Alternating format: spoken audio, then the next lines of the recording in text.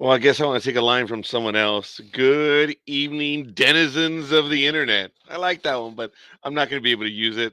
But I had to get it out of my system. So I ask you to forgive me.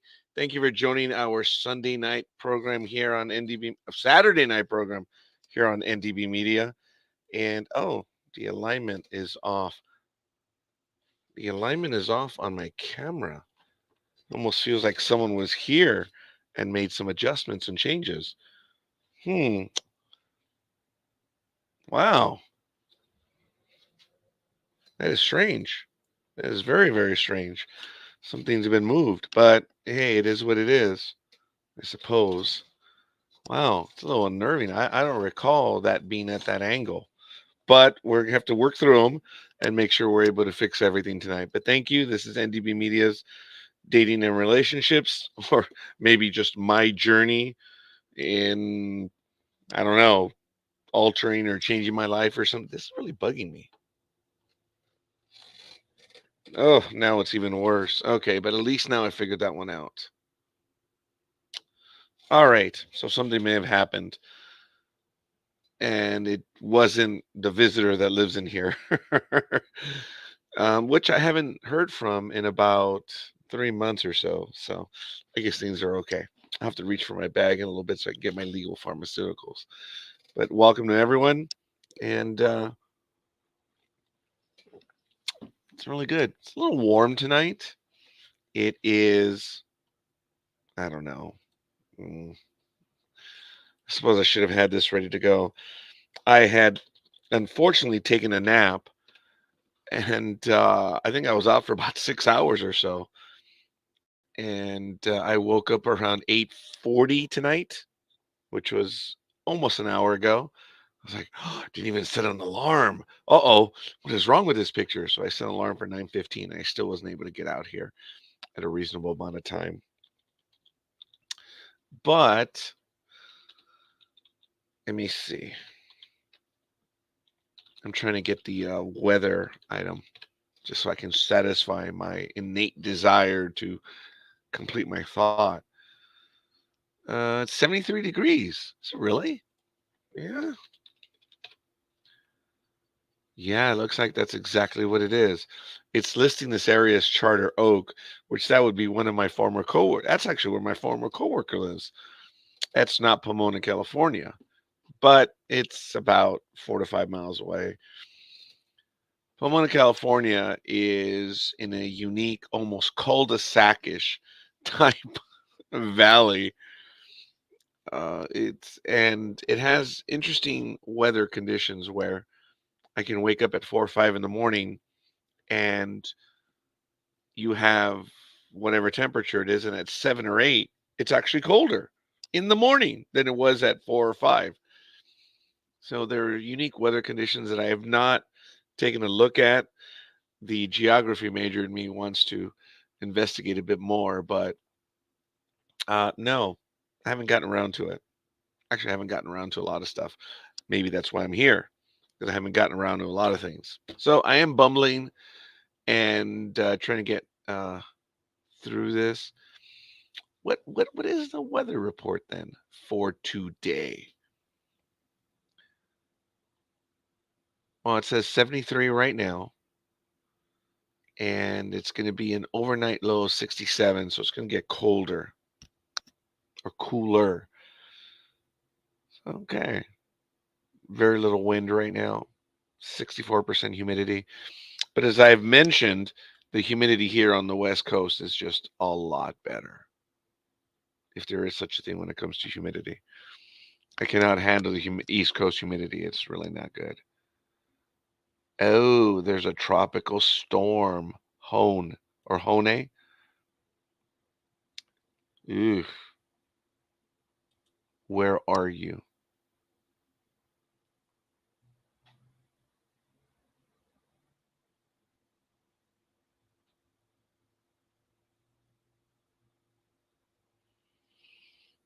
I guess you're out in the middle of the Atlantic, I suppose. No, you're out in the Pacific. You're already west of Honolulu. Oh, wait a minute. Yeah, west of Honolulu. So that's out in the Pacific. And I think the projected track takes it northwest, and then it's going to head up north, and that will put Midway to its east. Kind of interesting. So, all right, well, that's what it is out there.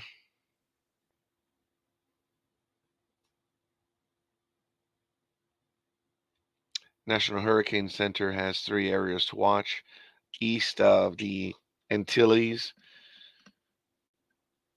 parts of the Caribbean Sea, and the east coast of Texas. Ugh. So there may be some activity, some tropical storms that form right now due to the unique weather conditions out there. But it is what it is.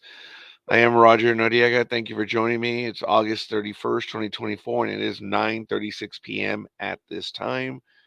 And just having a conversation. I don't know if anyone's going to be able to join me tonight. Probably not, because it is late and I've not done this program in 2 consecutive weeks. So tired, not feeling well. And yeah, right. That's what I'm supposed to say right here. But I think that's my excuse for not being on the last 2 weeks. What else? Oh yeah, that would be it. I guess before I get into the topic that I'm going to talk about tonight is I oh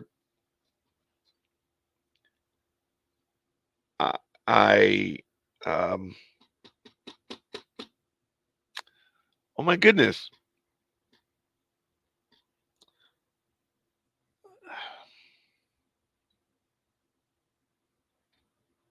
It's not that I lost my train of thought. I don't know where it went. Couldn't even find it. The filing cabinets were empty. I opened them up right now and there was nothing in there, which was a tad frightening. So I wasn't getting support. Come on, dude. Come on, get it to work. But I don't even know what I was talking about even a minute ago. So, as we advance in time, just sometimes things do get a bit lost. Ah, here is my other phone. So I've got to make sure to activate this one because I believe my phone's going to do an upgrade right now. And I have to do some downloads. Otherwise, I'm going to lose those episodes because we're near the max on StreamYard. So I'm going to be doing that in the background. I do apologize, but I have to download like 8 hours of video. Otherwise, I'm going to end up losing some stuff right now. So today's Sports Talk with the Guys only went 4.5 hours. Yes. I have my train of thought back.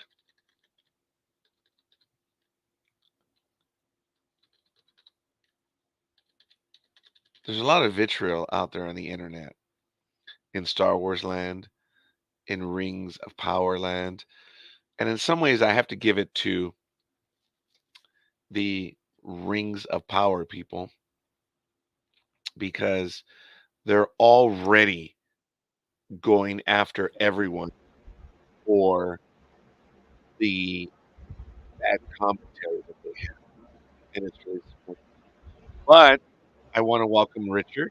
Is it morning or evening for you? It's morning. Yep, it sure is. It is morning time. Richard, I do want to frighteningly say that once again, you and I, without trying, are wearing the same color. Oh my dude! Oh my gosh. We are going to have to text each other before each show to make sure we're not being twinsies. This is like 3 out of the last 4. It's been a couple times at least. I think last time, didn't we wear yellow I don't remember, but or it something was like that? Yellow it, or I don't know. Who knows? it I was a mean, I have brighter color. several of these shirts of this color. So matching you would not be that difficult. I don't know how many. The shirt I I have wear is one called orange Texas Orange. I have one orange T-shirt, and it's the recess one. And I believe Marsha would be rolling her eyes right now and say, "Dude, you've been wearing that all week." So, well, no, not all week. Just most of the week. But Well, well, I mean, yeah. I mean, they called it Texas. I thought it was burnt orange, but it's not a bright orange. It's like the burnt orange. Not, I mean, I guess maybe the shirt's named after Jag. I don't know, but on Amazon it's called Texas orange. Me, I always thought it was burnt orange, but that's neither here nor there. But I But do own, it is yeah, here but because I'm but I do impressed own that you know several. the color. I mean, I like this color, and I own several of them. That way, it's like Matlock. I just don't have to decide what color T-shirt I'm going to wear today. I just grab the thing off the rack and put it on, and unlike you, I will wear it for a full week because I slap on some deodorant here and there, and then I just go about my business.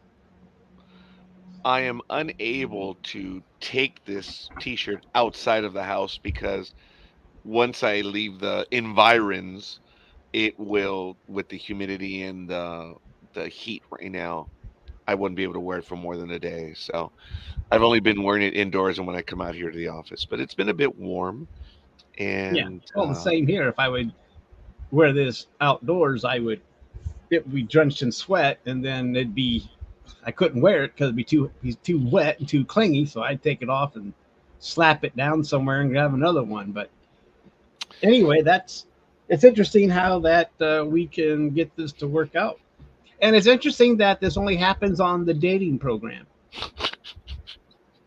So just to put everyone at ease, we are not dating. we're not twinsies. No. So just it just works out that way. And the thing is, like, Dude, this is beyond funny, dude. it is. And folks, for everyone, did you notice the disgust on Richard's face when I explained to him that he had orange, and he was like, "Oh man," I could tell that Richard was like, "This does look bad." Well, it's since it's becoming a pattern. Oh my god! So there's a reason to watch this show even more to see it when then if Roger and I are going to be matching on that particular day when we have this show. But I had a but it's coworker. funny. But the thing is you're wearing your Yankee jersey, kind of the cover. I mean, you can still see the upper collar, but really you can't. Yeah, If you were not wearing the Yankees jersey, we would really look really fudged. So yeah, that's why I unloosened the button only because of the fact that it's a bit warm. And this yeah. one, my God, it's almost like the same as yours. It has a high collar right now. It's like this is Oh my hilarious, god. Anyway, it's dude. We're gonna be laughing and about I'm this going to for a make while. sure everyone knows we do not plan any of this. This is unplanned. I don't send him a text saying, "Hey, I'm going to wear my orange shirt. How about you, Rod?" Yeah, I'll wear mine too. No, there's none of that crap going on. I have one orange shirt. I have one yellow or T-shirt. These are T-shirts. And if Richard is right about that color, yeah, I have one yellow T-shirt. Yeah, For the love of all that is, but the thing is, if I wanted to match you, most of the time I just keep wearing a black T-shirt. I was about to mention that, and folks. For those of you that know and don't know, prior to my going to Alaska, and my thinking as lacking as it was, I was going up to Alaska, and I'm like, wait a minute. If I take my usual white T-shirt, they might not be able to find me. There was no overtones other than it's white, the ice, and the white T-shirt. They're not gonna find me. So I got a bunch of black T-shirts. Now, as you And know, that you makes can sense. buy the T-shirts in packages of three or five, and I purchased mine in five, and I got another package of five. So I have 10 T-shirts, and I can go the entire week. So there have been some innuendos in my universe. Dude, do you ever change? Every day. No, that's not what we mean. Do you change T-shirts every day? Like, oh, Raj, you're lexiconally fooling with us. I'm like, ooh, first of all, No, wow, I'm gonna have to use that one but in my dating program. like I said, I mean, I own shirts that with the same color. That way, I like the color, so I get that color. And Dude, plus they're just to wear around the house and fudge and screw around in. Nothing. I mean, I don't wear them to Anyway, it's Dude, funny. It's this funny is how funny. this worked out again. Yes, this is at least the third time out of something, but it is damn Yeah. funny. And but the thing is that the odds of matching you off black is also extraordinary because since you, like you said, you wear your black T-shirts all the time, Yeah. and you wear them mostly on your other shows, because you have your black shirt on, then you have your headset and your hat, and that's your uni for those for the shows that are not sports related, except for tonight because you are wearing your Yankees shirt, a jersey. Yes. I got a message from a little mouse related to the New York Mets thing, and I sent someone a message saying, "Hey, your ear's ringing," and this little mouse responded harshly to me. I'm like, "Whoa, whoa, whoa! We were talking about you, not me attacking you." And I am now, Almighty, the harbinger of the end will be next Saturday, allegedly. Okay. Wait a minute, am I stuttering? Harbinger of the end? Right. Wait a minute. The harbinger represents that which is coming. It's kind of redundant, but we'll go with it. There it is, redundant. Thank you. That's what I was looking But still, why not? If you look at it, two negatives, so it means positive. So you're covered that way. And as everyone knows, two negatives equal a positive. And well, you should have learned that. You should have mathematically. learned that in elementary school. That's right. Yes.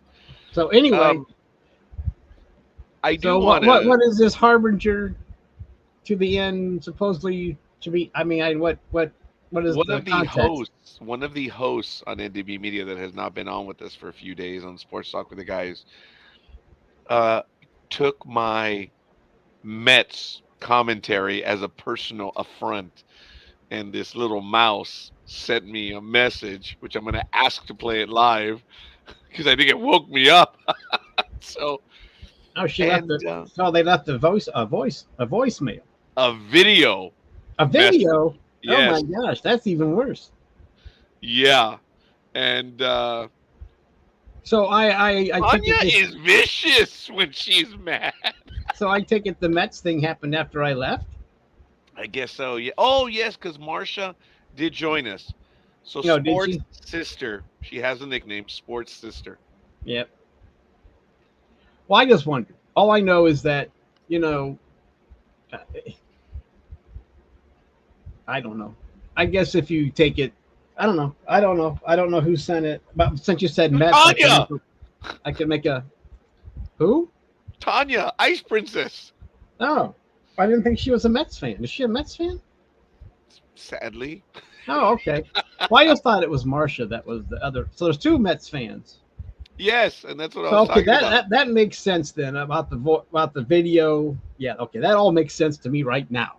Oh, now the post. I didn't see it. I've been asleep, dude. Yeah. She posted it on Facebook, right? Saying you have a message. So, well, now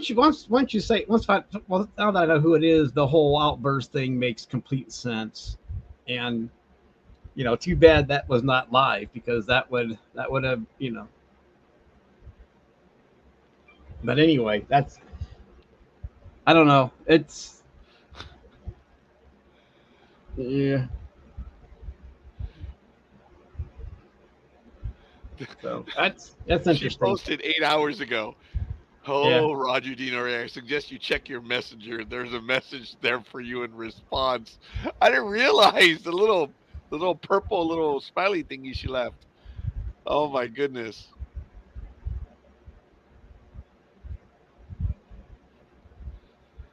Lethal Migraine says, do they?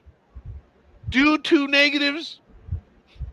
Hey, bloated Oompa Loompa is running for president, and his mini-me is running for vice president. I wouldn't say two negatives make a positive. Touche. Touche. Okay. Well, wow. That's almost with anyway. It doesn't matter. Hey, by the way, I understand that some rules don't apply to politics. Oh, that's right.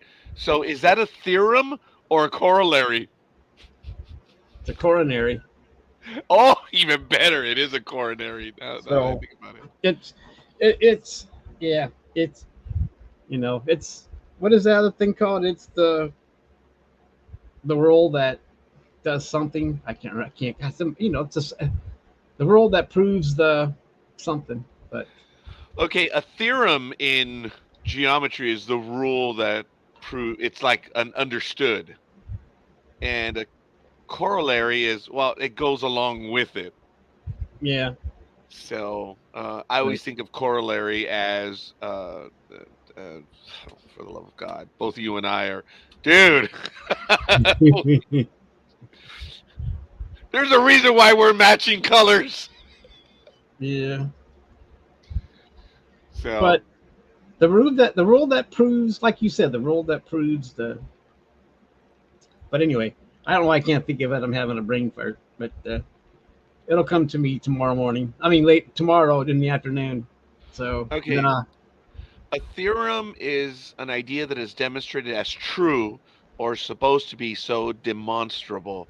Mathematics, a proposition that has been or is to be proved. That's theorem, which is what we have. And or an absolute. Are you thinking of absolute? I don't know what the hell I'm thinking. Okay, fair I'm enough. just going to stick with coronary. That was funny, by the way. That way, I can just say I can just make up my own definition.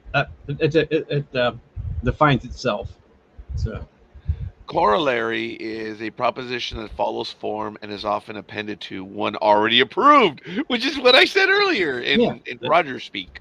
So yep, there it is. we got there. Hell But, yeah, we did. So, but folks, I just saved Sports Talk with the Guys, which ran for 4.5 hours, and now I can delete it off the thing. And now I just freed up 4.5 hours of memory. Wow, that was kind of easy. I feel powerful. hmm, I already did the other Sports Talk with the Guys, so yeah. I've got to clear up some other memory. But anyway, um, I haven't seen Rings of Power. The I first three have episodes. watched one and a. Actually, I watched almost 2 episodes, and it's not too bad this season. It All really, right. it really isn't that bad compared. I mean, compared to. I mean, last season was okay. This season, it seems to maybe riding the ship a little bit. I don't know, but Oh, I've enjoyed what I've seen so far. So oh, I was thinking about doing a review show of that once. It's dropped 3 so far.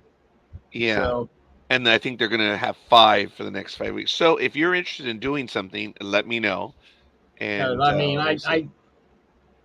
but and I was thinking that I was wondering why you weren't doing it in the first place. Since I think well, we didn't do one last year at all, but Good evening, Rosa. Thank you. Thank you for joining us, and thank you for commenting on that. We appreciate it. And for everyone who is here, yes, we are going to be on topic. We are battling a little bit, but it's a good thing. That's cool. I like new season, see, so we may be doing a review program on it. I'm just So but I'm saying well, I agree with her and she agrees with me, so that's. But I'm like I said, I've liked what I've seen so far. I'm not caught up. I still have part of episode 2 and then 3, and if it keeps going the way it was, then I was going to do one of those combined reviews of 1, 2, 3, or however we did it last time when we did the catch up show for the art, and we did the first 2 and then whatever. You know what I mean? yeah, Because I if know that you anything, want to stick to an allotted time on these shows. oh, I do. On those shows you do. Maybe not this Oh, one. you're so sweet. Well, don't you usually want to get an hour or at least end on a quarter hour, right? That's the goal, or Oh, is it end well, on a yeah, half hour? for I want to end at the hour or yes, at the 15-minute mark, 30-minute mark, or 45, That's what which is I. That's what I. exactly what he Okay, just said. that's what I meant. I mean, Yes. because some of these shows like sports talk can go as long as that well, that's always been. But the other shows, I know that you want to. New season of what? Oh, Rings of Power. You see, now I cringe because I respect and admire Andre. And yeah. Oh, there it is. Thank you, guys. So Rings of power. yeah. So, folks, Yeah. I do appreciate that you're joining us on this late program. As you know, it is dating and relationships, and we do go off topic, but we are going to stick to it as best we can tonight because it You means a know, great deal to us that you've come over to spend time all with us. shows start off with some type of small part Bologna to warm up the Um, crowd. I was going to comment. Oh, there it is. It wasn't bad. Added some history. So there it is. Yeah. So So this yeah. is interesting. Like On I the said, this one got off to a pretty good start compared to last season. So, that's why I put off watching it because I thought, oh my god, I'm not going to watch that crap again this year. But then I decided to try it out. So You stuck it through with us. We did the review. As you know, Dream wanted to do the review with me, but he was unable to finish, and I just had to see it through. yeah, And you were there with us for a lot of the episodes. I wasn't too pleased with the first season. It had its ups and downs, but this season has kind of, like I said, not. I'll say it one more time. It kind of righted the ship so far. So they've got it. They got at least me interested in the rest of it. Let's hope that they can continue forward. Yeah, I look forward to it then. I was going to try to watch it today, but as I said, we were very tired. I We was got a lot of tired. crap going on today, Raj. You got two shows. What's your third show today, buddy? Yeah, and if we end this right now and start another one, it'll be my fault. Oh Jesus! So you have I'm back to my old Blog Talk Radio days, dude, yeah. But when you we got to used to remember do a that at the lot first of stuff. show, no, the first wouldn't be so bad if the first show, the sports talk, wasn't 4 hours. So I mean, yeah, and then back to back. So Well, talk about relationship between Elrod and Galadriel. I may be missing on that one, so I'm going to definitely have to catch up. So, folks, there it is. We do appreciate the commentary, and I think there is something in the works after all. If we have one of the person well, that's willing to talk about it, great, and we may have up to and two we, others. Elrod, we did talk about Nimrod earlier today. So, oh, for me That's yesterday, right.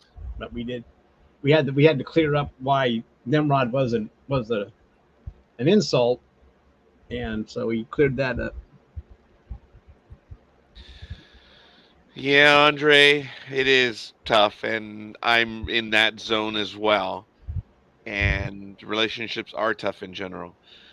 For those that know, I have ended a relationship that went for what I thought was 26 years that I did my best at, and she did as well. She did quite a bit of stuff, and it was, you know, it ended. There was a Facebook post somewhere in early October of 2019 when I was watching a playoff game, and she came up to me and she says, "Well, I want to do couples therapy." And I was maybe a bit angry and also a bit jaundiced about it. I said, "Talk to me instead. Why don't we talk about this?" And I said, "No, I'm not going to pay for couples therapy," knowing that my insurance covered it, mind you, 100%. But I did tell her no. And at that point, she said, "Well, I want a divorce."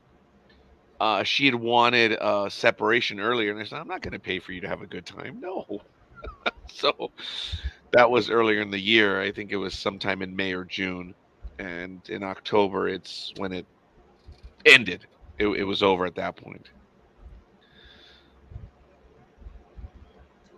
Well, We are all there, Roger. I will tell you, so many around our age are going through it right now. I had like 5 friends come out of the woodwork over the last few months. Really? Wow.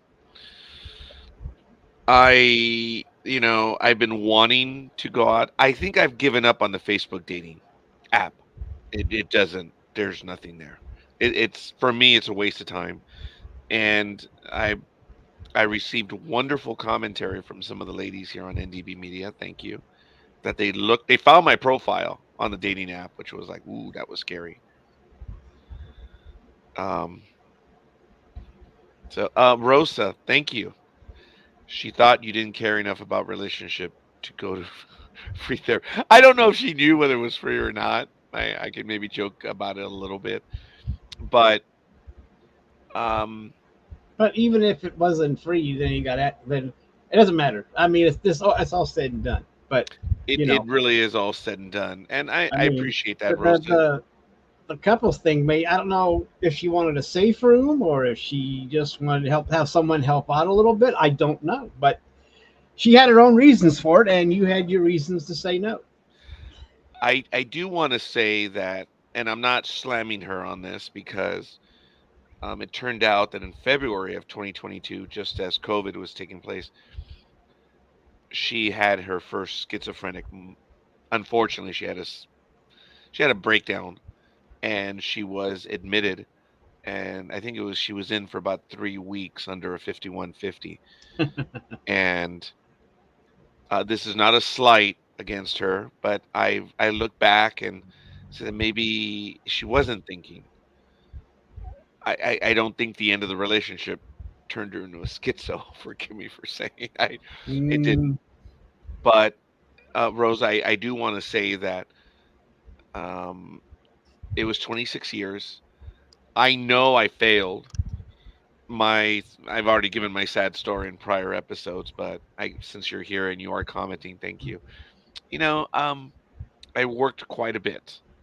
I did my best to provide, and it's not a sad sob story, but when people found out that my relationship had ended, they could not believe that I did not see it coming, and I did not. So you are only hearing my side of the story, duh. But I was, I was, it was like you're driving and the person comes in on the side and they get you from the oblique angle there.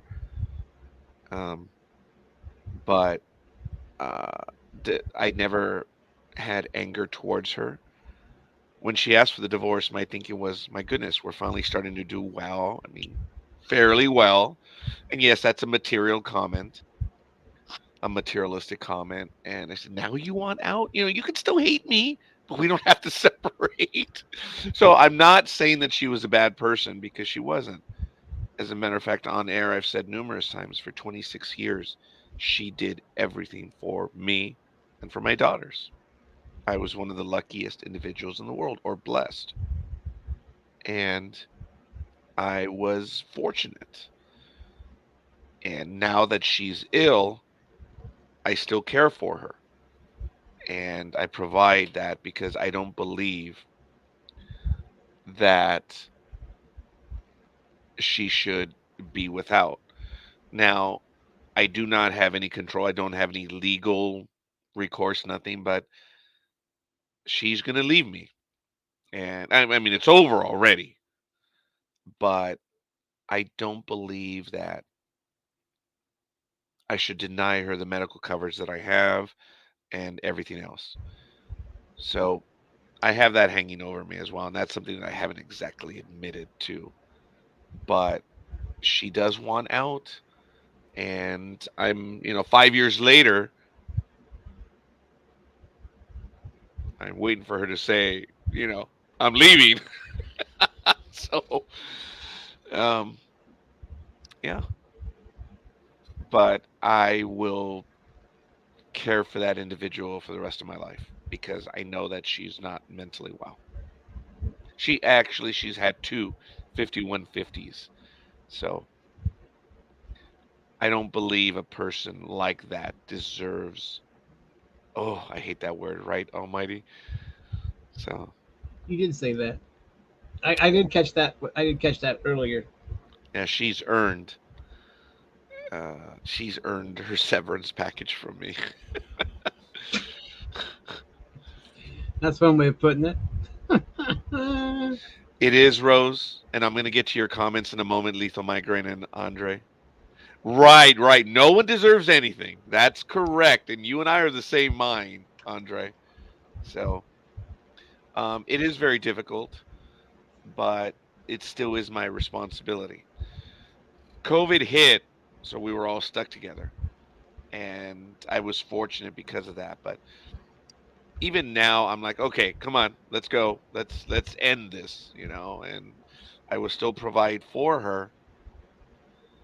and I have no idea what she's going to do, whether she's going to return to her native country or stay here. But again, she has that hanging over her. She's had mental breakdowns, and it's not a slight against her. She's schizophrenic. She has not earned, you know, I don't hate the woman, but I have nothing for her now. And what's that? I thought you were Oh, playing oh me. yeah, You're like, what? I didn't do anything. yeah. Um, Rose, are you saying your friend's getting divorced? Oh, wait a minute. Oh, whoa, I've missed a few comments. I'm so sorry. Sometimes folks just drift apart. Mental illness is also tough to deal with. As you know, Raj, when we had dinner, yes, it was over a few days after. I remember you were telling me. I didn't know it came to an end, and I'm sorry. It was a mutual thing. It just didn't work for us. Was best move on for me. I'm so much happier now, and things are calm in life now. I remember we were having that conversation, yes, and I do miss that, Andy, and hopefully we could. Is it coming on a year now? That means I have to head up and go visit with you, and I appreciate that you were in the area at the time. Um, it's a material world, and Roger's a material girl. I Wow. So several of your friends are going through separation and or divorce. I'm noticing that more and more now. Yes, it's been a good time to work on myself. And then Rosa says it's tough to keep living. Yeah, yep, right. No one deserves anything, but she has earned that. It was in October. Yes. Oh my goodness. And that was a good night, Andre. I thank you for that as well. Um, I don't know why October for the family is not very good. The Noriega stuff. Don't know why. I will stay single forever. It's so easy, and I only answer to me. Yeah, I don't know if I would consider marriage again. Seriously, I really don't. Rosa says my brother just went through it. His wife didn't work. He had to give up the house so he could keep retirement. He's depressed. I'm sorry. I I'm going through health issues right now, and as she is as well, and that's why I give thanks that I have the benefits and coverage that I do. Yes, So, you are. I wasn't laughing at you. I was laughing at Andre's comment. oh, all right, okay. Um, I hope that he can find something to move forward on. It was. Oh, you're right, Andre. You're Uh, right. I mean, I read it, and that's why I was laughing at That's you. I why was you laugh. laughing at his correction. That's what I was. And I will not get married again. I've tried twice. No hat trick here. We had a guest on yesterday from the Ark, and she is a citizen in 3 different countries. And I referred to her and Andre. I said, "How would you perform that hat trick?" She eloquently answered my question in about 10 seconds, which took me about 30 seconds to blurt out. She was great. That was funny. Whoa. Apps are a nightmare. I have only ended up disappointed. Okay. Um, the guy that right winger, is his name Ben Shapiro? Yeah, it is. It's Ben Shapiro, right? That uh, I I have issues with Ben Shapiro, but he's he believes what he believes. He does have a moral clock or a compass, and I don't dislike the guy. I disagree with him on some stuff, but I do agree. But just the other day, I heard him say um, that he's the world's only man that did not have relations prior to marriage. I'm like, no, no, dude, I'm older than you. I was that. I did. The only woman I have ever known, I can't believe I'm admitting this, but yes, the only woman that I've never known, and I'm using that biblically, is that woman who I was married to. Well, I was married, the relationship ended at 26 years, and it's going to end. The legal stuff has already begun. That's why I know it's not just staying here, but it's going to end. I figure within 2 months, legally, even that, and I don't know what's going to happen.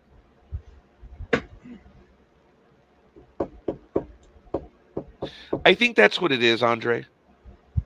Companionship. For me, I believe it is. But no pressure. I can be committed, but it's over. But it's obvious marriage is just a business transaction. It doesn't mean a commitment, etc. It's why over 50% of marriages end in divorce. You know, Andre, I remember talking to another classmate of ours, Peter, and he pointed out to me back in the 90s that marriages were ending in 50%. And now I know it's over 50%, as you state. So let me go back a bit. Apps are a nightmare.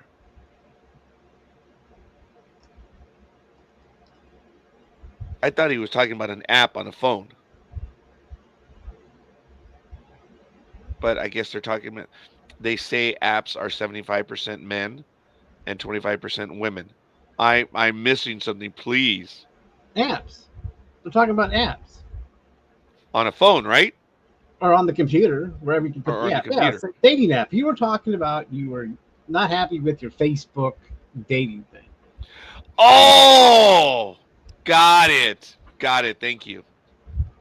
Yeah, I mean, I know that you moved on from that 10 minutes ago or 15, but they were commenting on the app part. Yeah, and you hope that the And boom, there it is. 25% are women, and not Yes. just guys pretending and pulling your leg. And some of those women are fake. And you're right, most of them are men. And it's hard. I shouldn't use that word. It's difficult to mine through that field to find a person to meet up with. And I don't know. I I really don't. I mean, this goes all the way back. You try to meet someone back in the day through Yahoo Messenger and those chat rooms in there, Oh, and most of them were just guys playing around being women, and they would send you fake pictures and yada yada yada. So it's been kind of that way forever, and I'm sure vice versa, but still, it is like you said, it's difficult because you're trying to actually find a female amongst all these guys that are, and and the thing is back in those when you go to those dumb chat rooms, and I think it was terrible because a girl would actually show up and guys would just be rude to her, show us your boobs, blah blah blah, and this woman or girl would automatically get be under attack by this room full of guys, and she just was going to probably chat but these as the first thing that someone would say to her, show us your boobs, send us a pic of your boobs, boobs, boobs, boobs. So I felt bad for these women that were out there maybe trying to find a date or actually just have a conversation. And it wasn't even a dating app. It could be a Star Trek fan thing, and a woman pop up, show us your boobs, you know. And these women would always get attacked by the other guys in the room, and it was very rare that you could, and it was difficult. I thought because someone would show up and you get ready, okay, a woman or a female, so what? But there would be men in there that would be, since everybody was anonymous, they could actually be their third grade selves and blurt out whatever the hell they wanted to. And so, it's a wonder females are still on the internet after all that crap. And we're talking about, with AOL and Yahoo and all that crap going on. That was late 90s, mid 90s, late 90s, early 2000s, before the web became a thing. And everybody was going on there. But Yeah, it. I would see it, and it was terrible for me to watch. That I mean that whole scenario, because it made us guys look really bad when the third graders would take the first. But that was the first thing. I'm not kidding you. That would be one of the first things someone would type. Show us your boobs. Send a pic of your boobs. And that was I'm not exaggerating. And any female out there that was online at that time would back me up on that. That's I, my rant for tonight. I Even though it's and not about men, it's about females being mistreated on the internet. Just all they want to do is talk about Star Trek or whatever hobby they were into.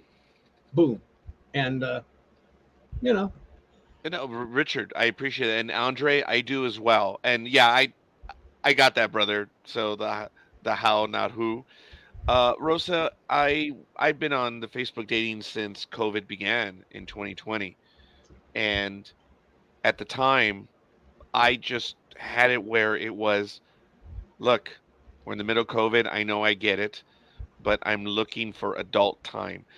Adult, just being able to get out to communicate with someone and something. And I was led on each and every time where they wouldn't want to commit. And folks, I'm dumb. I'm naive. And I've said this.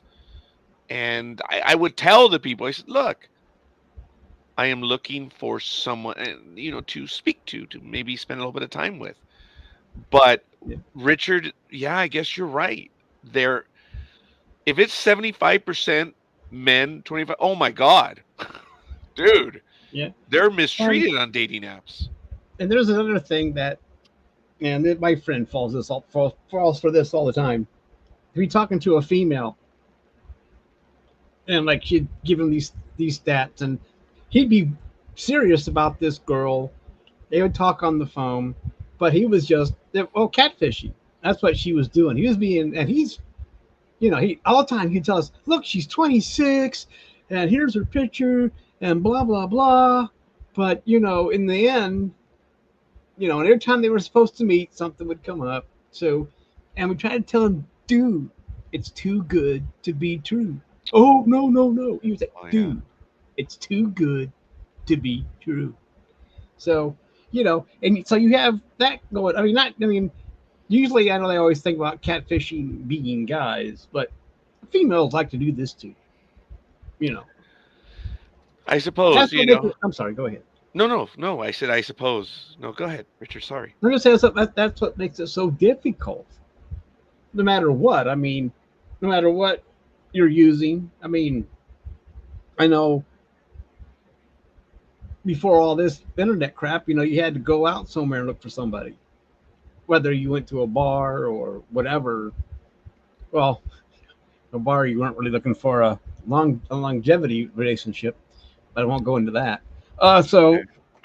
but sometimes you would find something like that. I'm not saying you wouldn't, but most of the time, people were meeting up there for one thing and just have a couple of drinks and shake hands and go home. But anyway, Look at that, Richard.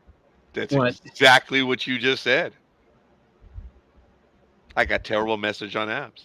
So many men don't have basic manners. Yeah. So why would a female? So that's why there's 25% if that number's correct, because they get treated like crap.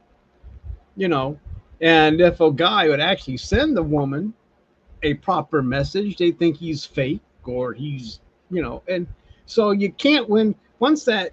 Yeah, I mean, she understands, but I seen it and it disgusted me, and I'm a man. Okay, so I never, I felt so bad when that would happen because it's like, oh my god, she just wants to talk about Star Trek, not about what you're doing. I mean, if she wanted that, she would go find the proper chat room because there were chat rooms for that.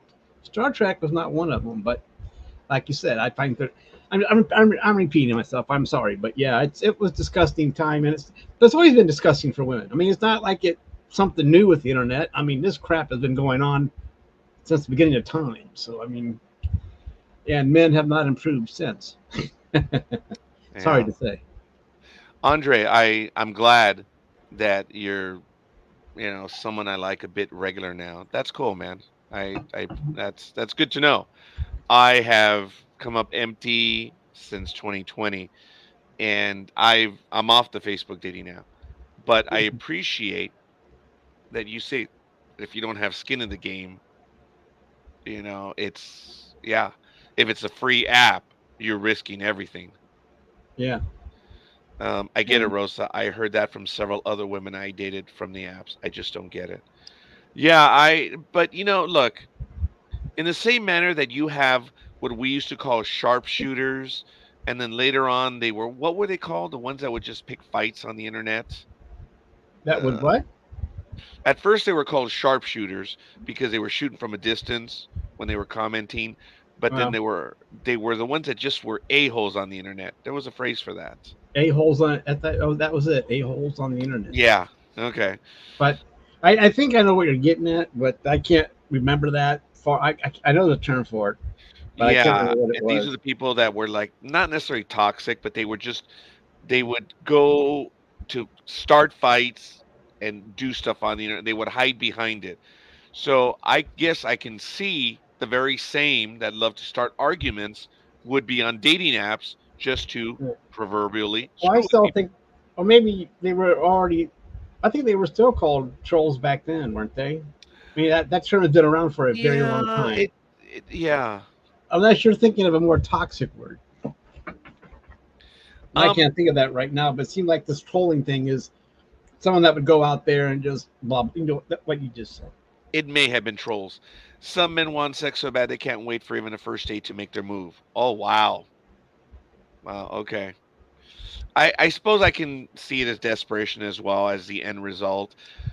Doing this relationship, I guess it's an understood.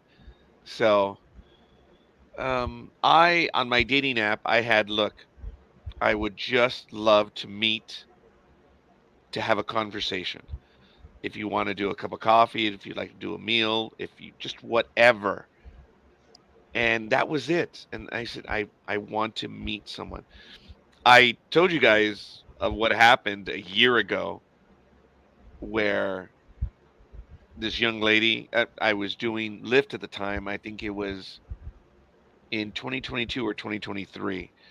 And I was waiting for her in the car and I saw her walk out. And my first impression was, oh, wow, she's really good looking, even from a distance. She got in the car and I'm like, okay, this one's going to be silent all the way through. That's what happens often. And I get that. Good looking girls are hit on all the time. And their life, I think it's much more difficult than men, no doubt about it. And they have to tolerate men being stupid. So she started chatting me up, and we were having a wonderful conversation, and we did. Well, I think I shared on another episode that she contacted me 2 weeks after because I left her my business card, and she left me her card, and I still have her card right here. And yep, there it is.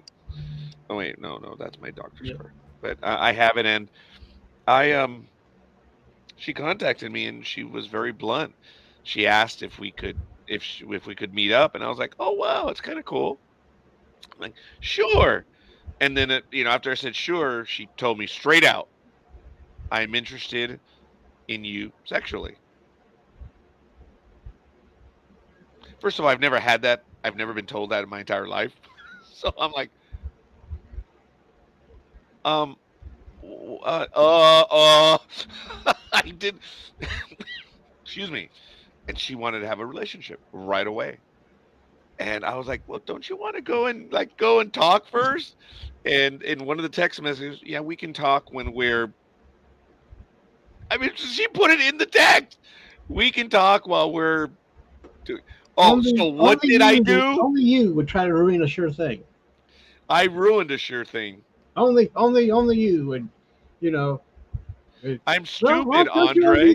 if she wanted to do that first, she would have said that. But I mean, consider yourself lucky that she was the aggressor and you Oh knew my where you God, she stood. was the aggressor, and I think I was That's intimidated by cool. that because There's nothing wrong with that. you guys know my sad story. I've already explained it. Rosa may not. Andre knows a You little bit of know, it, but Lethal Migraine definitely knows a lot. And Richard, sadly, he's been here for almost every episode, so he knows the.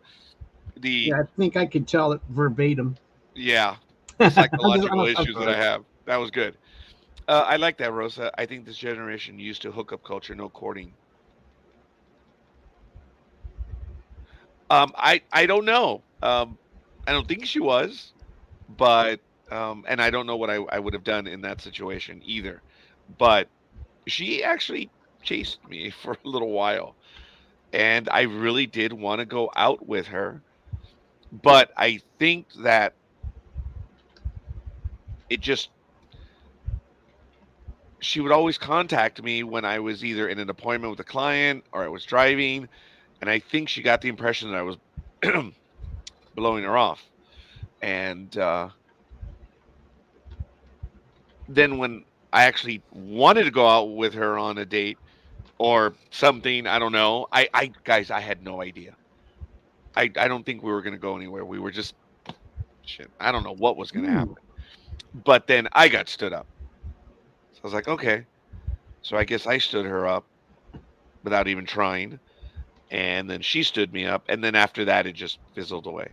Now, I will tell you, and I did say on a prior episode that I was in the market with my youngest, and I was coming out of the frozen section where the meats are. How apropos. And I was looking straight ahead down the aisle, and she was walking in. And I think she remembered me. I just kept a straight face because I was shopping, and I turned to the left, and I was like, "Oh my God, Chimo! Holy crap! Oh my God!" But I kept on walking, and I was looking over my shoulder because I have wonderful corner vision. She never went up the aisle, so I think she just turned around and I don't know, but she was with someone else. I did look her up. I finally looked her up with the business card, and yeah, she was definitely attractive. Um, she was probably in her 30s, and then you see, I have those issues as well. I am 55. I'm old. I'm old in every which way. No, we didn't make plans. She would hit me up when I was working or driving or other stuff, and she wanted to do like right then and there. She's like, "Hey, what are you doing? Where are you? What's up?" Um, like it was like right now, and I'm like, "No, I can't." I remember being over in. Oh, this is gonna be funny. I was in Redlands, and I was driving, and other than that being a joke of Redlands, that's it. And I took a picture, and I said, "This is where I'm at. I'm far away right now." So, um, I guess the impression was that I was blowing her off, and I really wasn't. I was always busy. I guess in her experiences, if she's met other guys, she is used to men like, boom. I have a damaged psyche. All my life, I've been ridiculed, and I'm not looking for anything other than just explaining myself. I have had that all my entire life. Oh my God, lethal migraine. Should have told her you were busy filming a porn. That's sorry, that's kind of funny. Sexual compatibility is important. However, there are several other things that need to be there before you get there. Mm, yeah, I wanted to. I did. I said, "Don't you want to meet and have a conversation first?" And she said, well, "We can talk while we're, doing the deed." See, I'm actually still kind of embarrassed by admitting that. And I was like, "Whoa, hold on here, slow down, damn it. Let's let's meet." And just as you said, Rosa, they're not into no courting. I don't understand this genuine straight up hookup culture. I did joke in the 90s, what the hell is this friends with benefits? And I was like, yeah, I I missed out on that as well. So everyone knows I had opportunities and I demurred or I didn't know what to do. Well, look, I was married. I thought happily. What? Oh, and Wait, Richard. how, Oh, no, go ahead. No, no, what? what are you talking about? This hookup culture. This culture has been going on forever. I don't understand Oh, your. okay. Rosa said I think this generation is used to hookup culture, no courting, completely no courting, and I'm getting that impression. But that was going on in my generation, Gen X. I mean, we I'm Gen X too, dude. didn't you go through the 80s at all? I graduated high school in '87, and and I have some wonderful relationships from my But classmates, but I went to an all boys school, yeah. so I was stunted 4 years. Now, Oh, I did have a girlfriend when I was in high school, but remember, I lived at the high school where I was at. yeah. But So, this hookup culture has been around for a long time. and And and I yes, mean, but she I did mean, say no courting. It's just straight up hookup culture. right, Yeah. right. And it's been around for a long time. And I mean, I don't know. I guess I went through the 80s differently than everybody else and saw things that, and saw people doing things which have been, I mean, so, I mean, I had a lot. I knew people that would just meet somebody for this and move on. And they would, Wow. and they, and they, I mean, on both sides. It wasn't just one side. I mean, they'd meet up, do this, and just hey, and then they'd be friends, but and hook up with someone else, but they would make. I guess I knew people that were doing this on a regular basis, and I I mean, did it's as not just this well. generation. I mean, it's interesting because the '80s. Well, probably I mean, I mean, it's interesting. Dude, I had classmates in high school that in my later years they had children while they were still in high school. Dude, that was completely alien to me. The whole Oh yeah, that idea happened. was Yeah, and that even though I went to no, I yeah, did not. Now, one day, Lethal Migraine, I'll go ahead and show you my yearbook and you'll understand why but you would never have asked that question. I don't know. I guess you know yeah, but I think telling her you were busy making a porn would have been the best approach. Oh, for the love of God. Jeez. Hey, Yeah. I was busy. You know I was doing this porn. We were having an orgy, and I was busy. I was in the moment. 2 to 3 years ago, I was seeing um, a uh, a therapist on my own, and um, I tried to do it for a little while, and then it didn't work.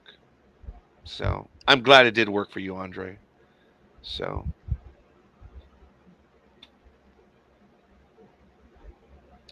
I Andre tried said to. we were kids of the '70s. That's when the hookup started.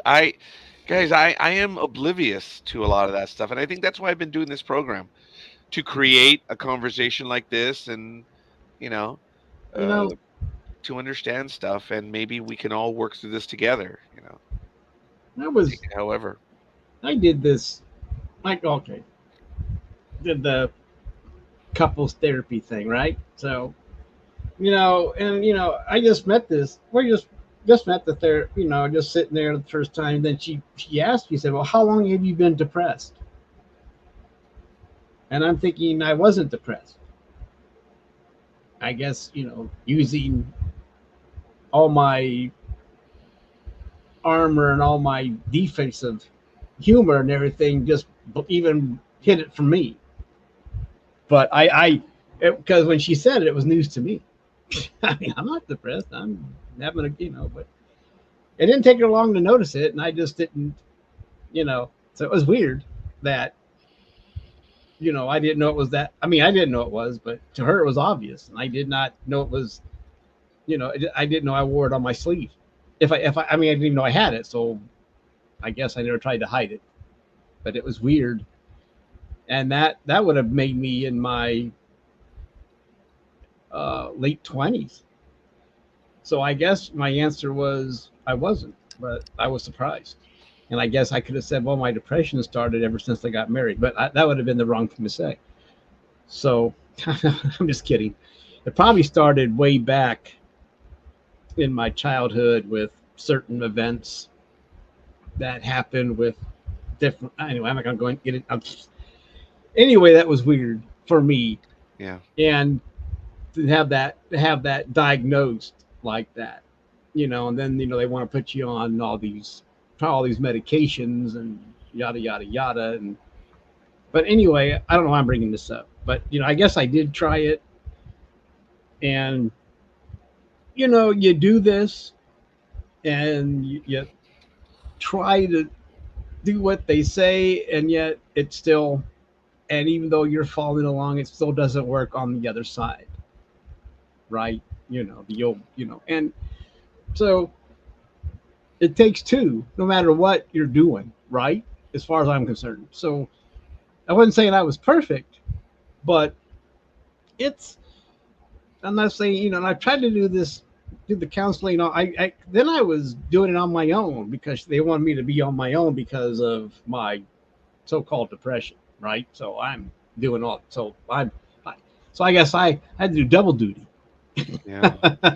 which is weird, you know, and I was, and the count and I was telling her things, but then her advice was, and this is weird. Her advice was, then why don't you get a divorce? And that was the furthest thing from my brain, right? Think about that. But that was her answer. Was, and I didn't say anything derogatory. I didn't say anything mean. I was just talking about this, and then that was her advice. That I didn't see her again. I didn't go back because that was, no, that's not. I don't want to do that. That's the furthest thing from, right. You know what I mean, Roger? It's not in my wheelhouse. Yeah. And I just met this therapist too, and it was like our first meeting, and it's like, oh God, everybody's telling me things I don't want to hear, and that to me, I don't know. I'm saying this, I shouldn't be whining on about myself. I usually don't, but No, you don't. so, but you know, so all my experiences with counseling have not been all that great. I'm glad that it helps people out there. It does its job. You find the right counselor that will help you. I tried counseling again, and even though I would say things that made sense, she could not understand what I was saying,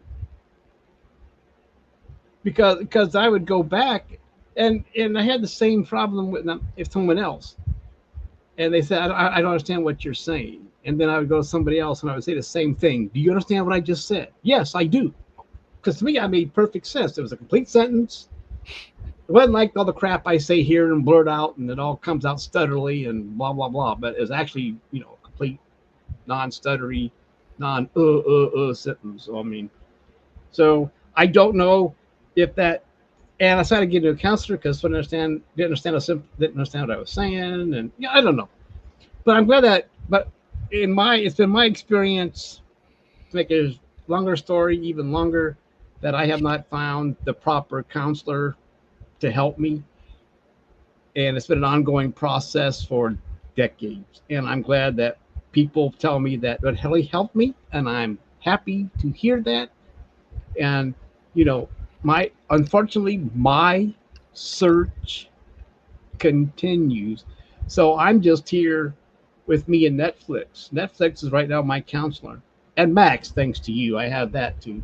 And Amazon. So I mean, those are my counselors for right now. And So that's why we have the same shirt. yeah, and these shows. And I don't know. And I don't know. Richard, It I doesn't matter. It appreciate. doesn't matter. No, I'm no, sorry, no. It matters, and I thank you for sharing that.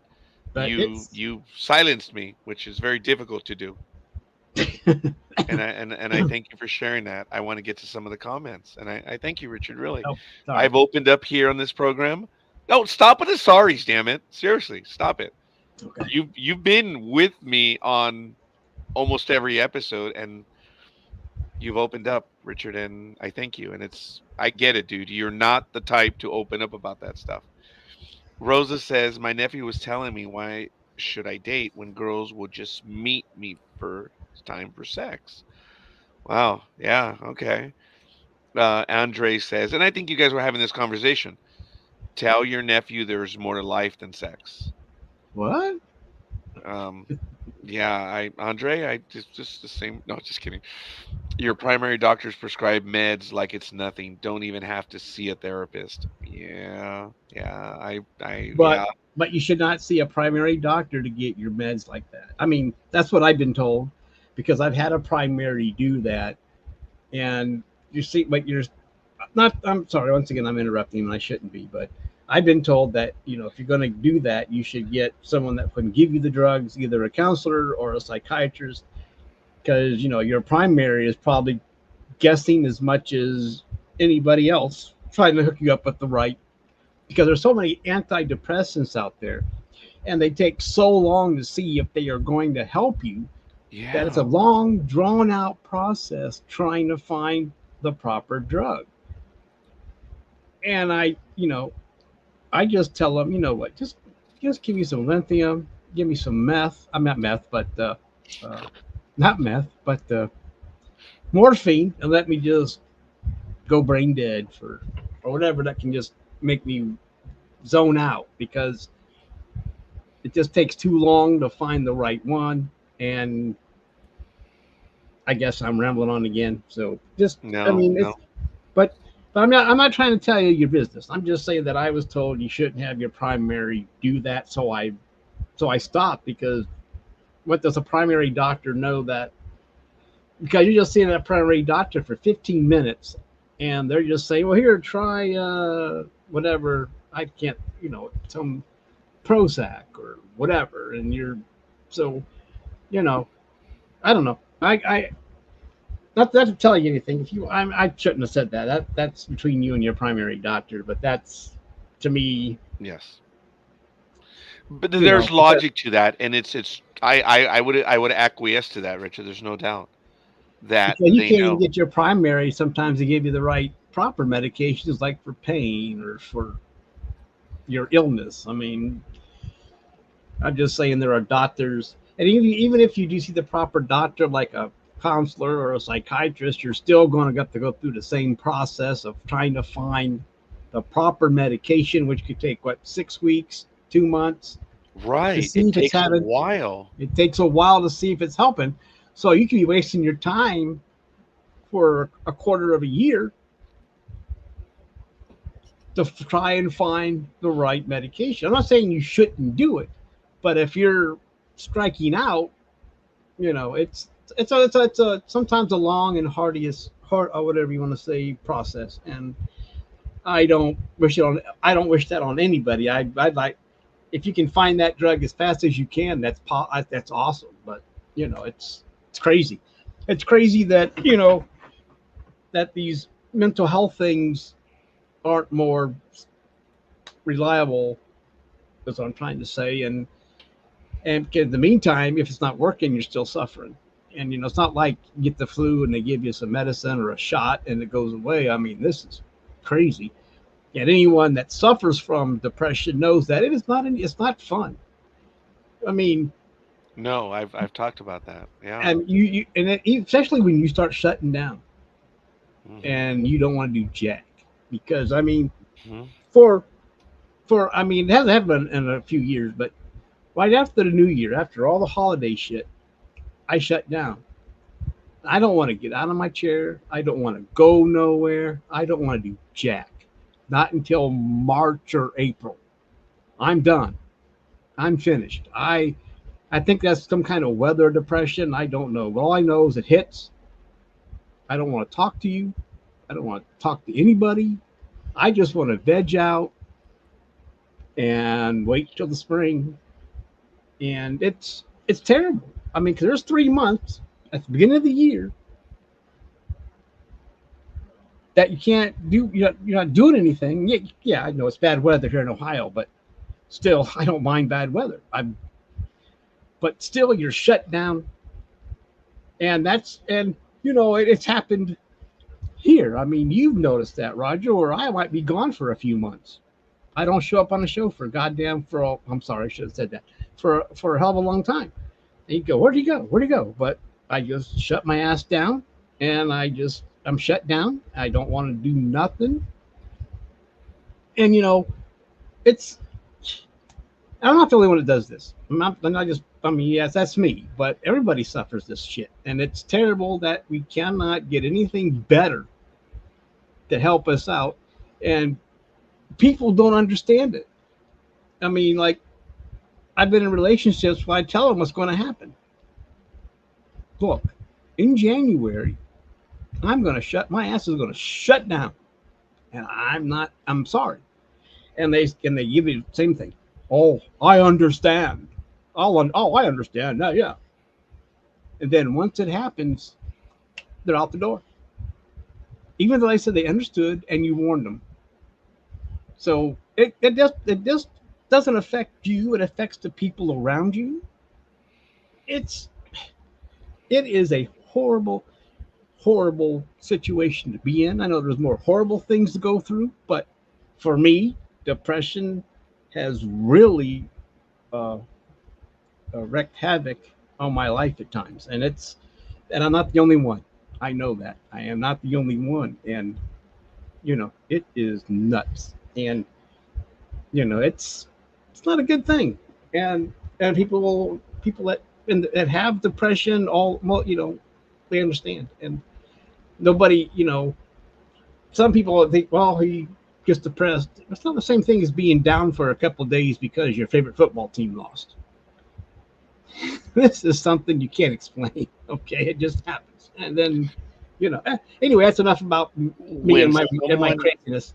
No, no, no, no. And I thank you, Richard. When people tell me I understand, that's an immediate alarm bell for saying, yeah, no, you don't. Yeah, that's true. And it I don't. When I've told people, to one of the first things when I've had a private conversation, I said, look, I'm not going to be stupid enough to tell you I understand. I don't. I won't. I probably won't. But I I am listening and I'm here. Um, while you were talking, Rosa asked and Andre answered, and I agree. But should we find happiness with ourselves or through another person? Rosa, I get the impression that you are younger because we who are older probably have an answer for that already because we've had our asses whooped, right, Richard? Yep. It's and I don't mean that derisively, Rosa, but I know Andre said something and they were good answers. I've always been of the mind that when you're in a relationship, it's two people that become one. As someone who is older now, I do believe that you need your time. You need to care for yourself mentally, physically, however it is. You need to keep active. You need to keep something. And I think Andre said something about ourselves first. Yes, we got to do the individual work. So I didn't date until I felt ready. I am, I feel I'm ready, but due to circumstances. I want to tell you, Richard, that I'm fortunate because when you go through that in January, February, March, I can't. I have to immediately get busy. And I think that has helped me. And I don't live where you live. I've talked about this. I would, and I don't mean to be dramatic, understand what I'm about to say, but I would die because of cabin fever. I don't know how you guys do it up north. I really don't. And that's a real thing. Well, But we don't actually stay indoors the whole time. right, but We're there used to the is some of weather, that, and we go out and do and things. That Yeah, and it's it's not the snowing, whole thing. but it's but still, I know what you mean because still you're not out every day like you are in the summertime, Yeah, and you are. I mean, well, you probably got an idea of that when you were shut in during COVID. I did, and I suffered greatly because it. I bet, and my dating profile was probably needy, saying I want to go out, I want to spend time, and people didn't want to go out. And yes, Rosa, thank you for sharing, Richard. Richard, how many years now have we known each other?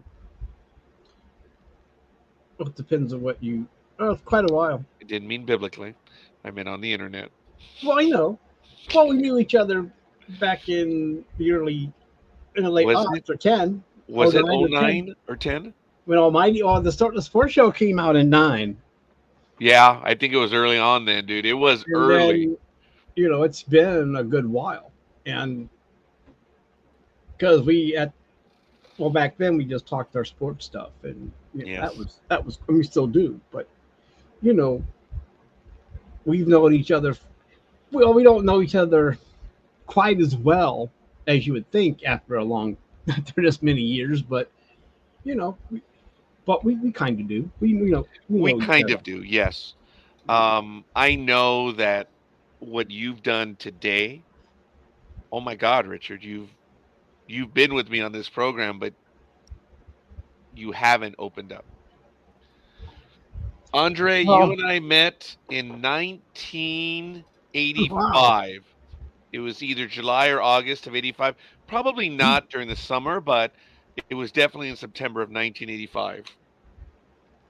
Right. Wow. 39 years. About this time now, Andre. Andre was a classmate of mine for 2 years, and it was a privilege. He's a bit of a sports aficionado, Richard. And we had this game. Well, I took this game called Status Pro Baseball to school. And it was a hit, man. And Andre, yeah, yes, sir, Andre. Andre was living the line. I mean, he did a better job than anything else. When he took ownership of the Angels, it was so funny when he declared, I said, as my first act as owner of the Angels, I am firing the general manager, Mike Port. That was so damn funny. Yeah, here we go. It was, dude, it was hilarious. And he had another edict on his Angels, and I don't forget the second one, but the first one is, as my first official act, that rat bastard's got to go. That was hilarious. It was fun, and he had the Angels. I had the Yankees, and Albert Placencia had the Cardinals. Bernardo Osuna had the Mets. Um, Fausto, did he have the Dodgers? I don't remember, but it was cool. And then yes, we also had Axis and Allies, dude. That was great, man. That was absolutely awesome. Mark Coleman, Victor Salea, Wafam, you, me, Albert Placencia, Fausto. There might have been one or two others that we played, but yeah, that was I had those are wonderful memories.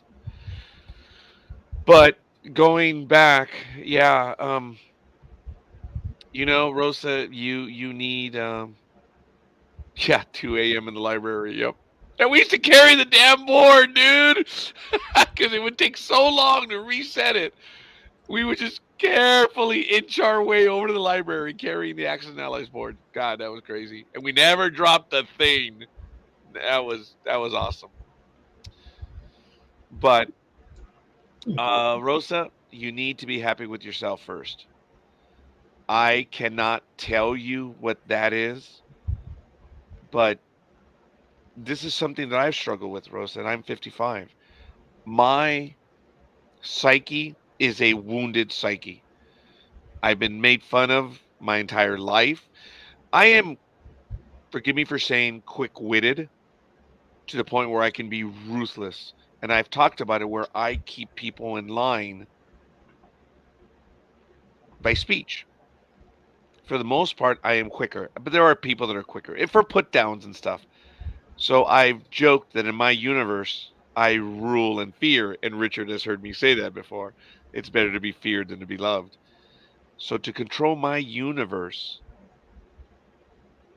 I used my ability to be sharp and quicker than most, and people would not insult me because I was tired of that.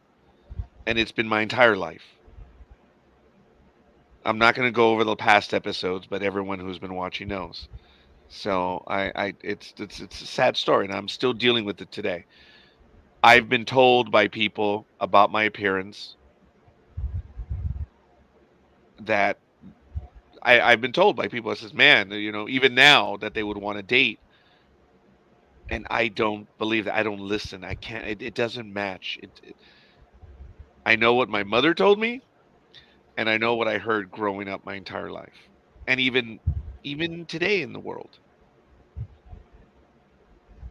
I think part of the hurt and the failure and the dating apps and everything is why I'm here tonight. It's not because I want to share, but I want to learn. And folks, having all of you guys comment, remember, Richard, is what I said. I hope that it would get to the point where we would have a free for all conversation. And this means a lot that you guys are sharing everything that you're sharing. Um, so crazy. I'm busting out laughing in the hot tub. I'm glad, Andre. I'm really happy. I'm glad, dude, that you're laughing right now. And maybe this is therapeutic for all of us. But Rosa, you need to be happy with yourself first. You need to love yourself first. I don't mean that derisively. I mean that you need to know that you are a person that is worthy of your own love first. To believe in yourself. And I know that sounds dumb from an older guy. And it's almost like I'm telling myself these same words. And I still have difficulty. And Richard said that he's looking for someone that can understand him, therapist wise. And I'm saddened by that. I do admit the therapist I had, she was a wonderful lady, but I wasn't seeing progress either. Oh my God, Andre, yes. We can't receive love until we love who we are. And Rosa, if you are still here and you are listening, please don't look on this as a lecture or we're telling you what to do.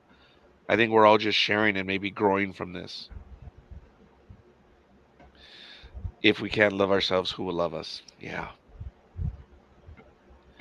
And that's something that I'm struggling with, but hearing from everyone, it does give me hope.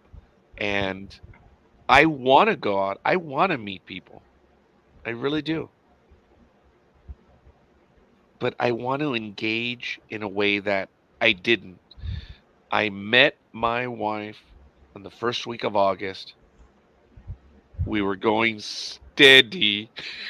Within a week, she became my girlfriend in a week, and I asked her to marry me 3 weeks from that point. Oh And my, before the year was up, we were married.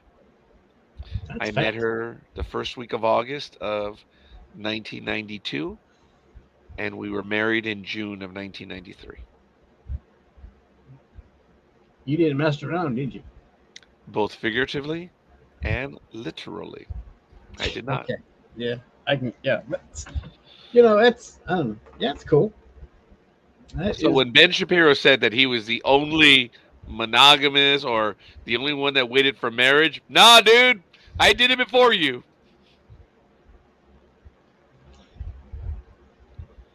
Well, what kind How of do point you was he trying to know prove by saying you that? love yourself?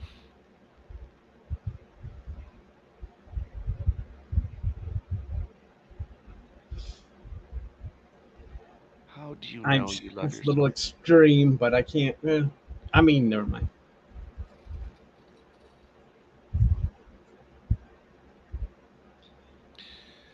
Well, I guess the first thing is you would be happy to be with yourself. I've learned that I can travel on my own. I went to Alaska in 2022 and I've taken these short trips and I'm going to be taking a trip in October. I'm going to New Orleans and I'm going to drive. I can travel alone. I'm all right with that. But you know, Rosa, when you can look in the mirror and you can smile back at yourself,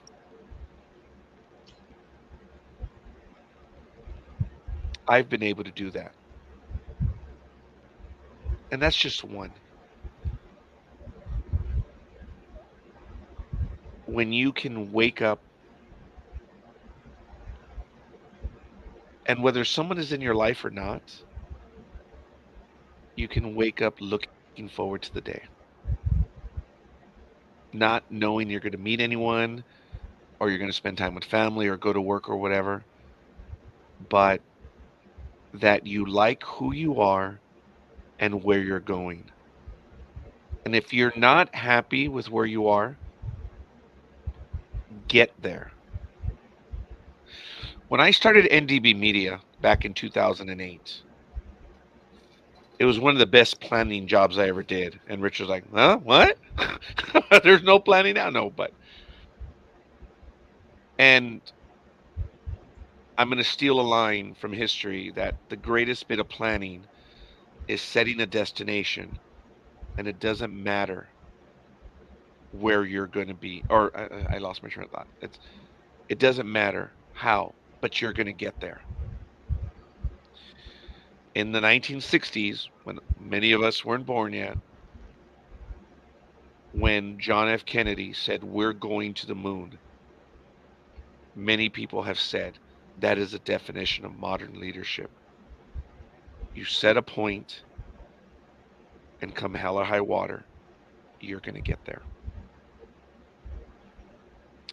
You have to have something that you want to get to. And if it's to be happy, how do you get happy? That's how it starts, is wanting that you want to be. And some of it is knowing. Look, I'm frightened, but I want to go out. I want to spend time with people. And that's why I'm here. I want to learn from everyone else, people that are more successful. It's not a game, but I want to know. I mean, I'm a damn hopeless romantic in all the stories that I've written, my adventures that I have. I do admit, I was told by someone, "Oh, dude, you're deep on the romanticism." I remember when I was 34 years old and still married, happily married, and there was a student worker that was sniffing around. She was 21. Oh my God, she was very attractive. And I'm still in the stage of my life where it's how could this young lady even have any interest whatsoever? And this young lady wanted me to leave my wife. Well, I did not. I didn't want to. It was intoxicating knowing that I was being chased by a 21-year-old who was attractive. And she was a damn flirt, man. I mean, she called me one time, and I always took her call, obviously. She called me, and I heard water in the background. I said, "Oh, hey, did you leave the something?" No, I'm taking a shower right now. Like, holy crap. And my answer to her was, and I meant it then, I mean it now. I said, oh, to be water right now. I was dumb. I was stupid. I meant it. What I would have given to have been water at that moment, you know? But I was told by someone else, it's, oh, dude, you are crazy. And it was also her that I told one of the lines, and I'm going to share with you right now. And I meant it. So thanks for the ideas. What will you do different now compared to what you did with your first wife? The proper response when she called you and said she was in the shower was like, you need someone to wash your back. See, I'm stupid. See that? Well, indirectly, I was like, "Can I be water right now?" Because I wouldn't help her. Well, water, then you just drip off and go down the drain. But then yeah, it's fast. Yeah. So you just say that's always that's the proper. It's common knowledge. You say something like that. You need someone to get your back. Blah blah yada yada. It's common knowledge. I missed out on that. I went to 4 years of high school in a religious high school, and I missed out. I was stunted for 4 years. So when I exited as an 18-year-old, I was stupid when it came to relationships. I think I still am to this day. It's one of the ramifications, sacrifices. But oh my God, we are in a drought. Let's save some water and shower together. Oh my God, both Richard and Andre. that's also the other response is like that's the other response. That's well, drought or not, that is the other. Let's save water and shower together. So, yeah, Oh, that's great. the other. That's the other one. There are several for that, but either one of but saying one of those probably would have got you an invitation the way you're talking. So Wow. I Rosa, to answer your question. Oh, it it's had several connotations. What does NDB Media even mean? The original website was Noriega.biz. Talk about institutional arrogance. Noriega.biz. And I shortened it to, instead of Noriega.biz radio, which it was for a while, it was NDB radio, and it eventually morphed into NDB Media, which is indirectly nobody does better. Tad arrogant, but that's what it means. But to answer your question, Rosa, I worked a great deal. I wanted to provide for my family and for my extended family. I worked no differently than anyone else. So it's not wah wah wah, but I did. My father provided me a middle class, provided my mother, my siblings, and I a middle class, I mean, a real middle class life. And most people think they're middle class and they're working class, but that's neither here nor there. I am working class. I fully admit it. I never provided for my family what my father provided for me. So I had my regular job, and then I am a tax preparer as well, which is becoming my primary job. Um, I've been doing tax preparation for 37 years, and I am, when I leave my employer, which is going to happen sometime next year, I will be completely on my own. So to answer your question, Rosa, is I will work less. I will work smarter. When kids interview and they say, "Oh, I'll come in early and leave late," my thing is, why? Oh, well, I'm committed. Can't you do your job within the allotted hours? Or they would say, "Well, I'm a hard worker." Well, yeah, so's a washer machine. You know, um, you have to take time for yourself. You have to find what it is, whether it's being on air, having a side business, collecting stuff, arts and craft. I'd like to do a lot of that stuff. But Rosa, I worked Monday through Thursday. I had my tax business and I also drove for Uber and Lyft. And I've done this program since 2008. I've always been busy. I have no comment on that lethal migraine. None whatsoever. Um, that was funny. Um, oh, sorry. Here we go. I find for me, Rosa, that when I'm happy alone with myself, is I know I'm loving myself. That's just me. I think I agree with that, Andre, because if you can look in a mirror and smile, just looking at your eyes in the mirror, not sizing yourself up, but if you can look in the mirror and smile, I've been able to do that a few times. When I got back from Alaska, I was on a high. My confidence level was so high for 7, 8 months, and it went away. I'm like, damn it, I got to go back to Alaska. I have to go to my fortress of solitude. I'm doing things differently by setting core values and not settling and compromising when I meet a lady. I want it all and I deserve it because you've earned it, Andre. You deserve it because you've earned it. Rosa, find something that's you, that you love doing, that makes you happy, and you will be happy. And then, oh, and all this BS of you're going to find someone. No, it's going to take a while. You might get lucky, but you can't give up. Rosa, I thank you for being on the program with us. I have said over the years that the people that I admire most, and I admire Richard for what he shared with us a little while ago. And I admire him for this reason, and I admire this from other people, that no matter what they're going through in life, these are the people that wake up every morning and have either the proverbial cross we all have crosses, that they put the proverbial time card in the machine and they punch that clock. Oh my God, there it is. There's a cross.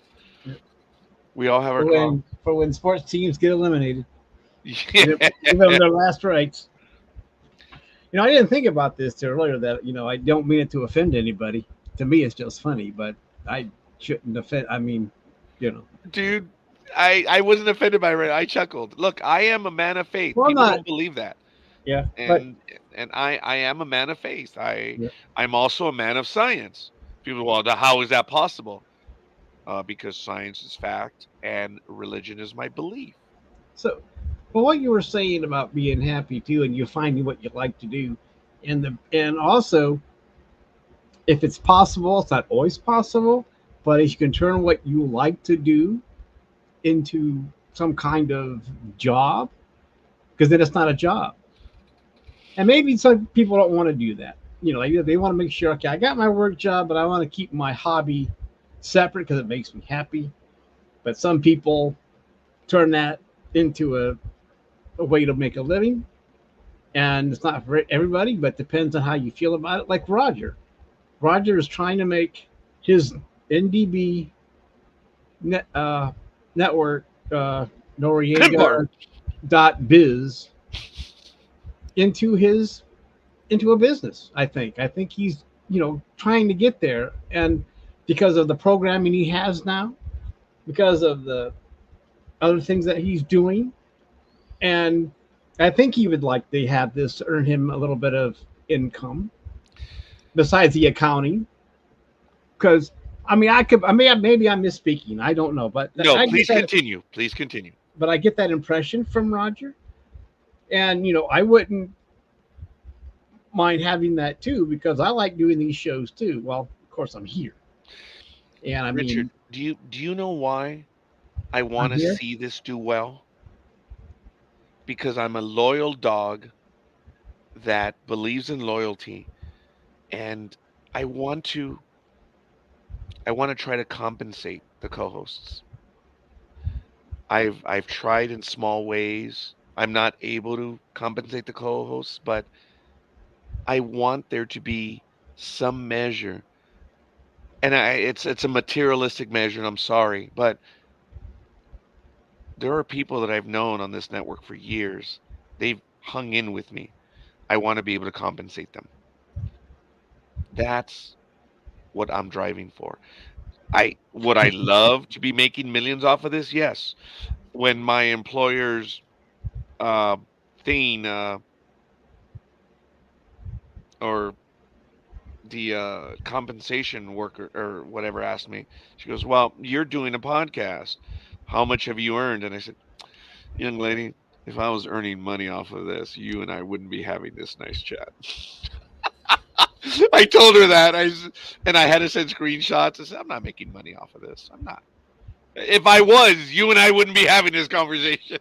So yeah, not everybody is. There's probably more people that are not have these have enough subscribers and Patreons to carry them through.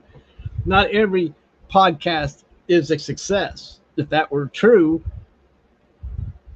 Roger and I would be not in these dingy rooms. We would be in an actually studio. Or we would be in our orange shirts on a beach. Yeah. In some warm place right now that is, out in the world.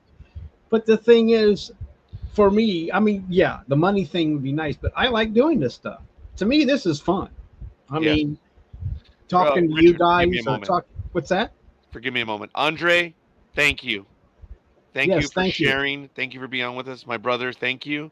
And no, he's not my brother, but I grew up with him. I went to high school with him, and he is a classmate of mine. He is a brother. He's part of a fraternity that Thanks I for am thrilled stopping to be a by. part of. I'm sorry? I told him say thanks for stopping by. Yes, thank you, Andre. Yes. Um, but Richard, you were saying that this is fun. Yes. Yeah, dude. I mean, why else would we have been doing this for over a decade? In Come on. September, NDB Media kicks off year 17. So I mean, yeah. So I've been doing this on and off for the last decade too. With the Almighty Dude, Sports you're Show. going on 16, 17 years too, Yeah, man. and then for a few years there, I was doing Rick and Dave's Comic Book Hour. Yes. That was fun because we actually got guests on that show to talk to, where we interview people and we do all kinds of funny skits and stuff. And Rosa, thank you. thank you, Thank Rosa, for you for stopping sharing by. as well. Rosa, wake up every morning wanting to make yourself smile. It's you first. And it doesn't matter which hand you. I mean, never mind.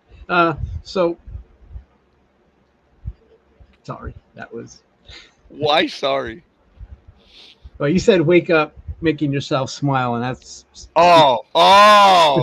Okay. You see, I'm that naive. Rosa, all kidding aside, thank Yeah. you. I hope you are well, young lady. So, And let you know, I usually use the right hand, so oh, you're righty. Oh, Yep. So, good for you. That's why I have all the callus. Never mind. But I did that, and then I stopped. Then I started doing your programs, and we've been doing them. I don't know how long I've been doing this since. I mean, longer than I imagined, because I since 2020, before COVID, It was right? way before COVID, Richard. You've been part of us And see, it from doesn't almost the seem very that, beginning. and it doesn't seem that long, because No. the saying is true that the older you get, the faster time goes.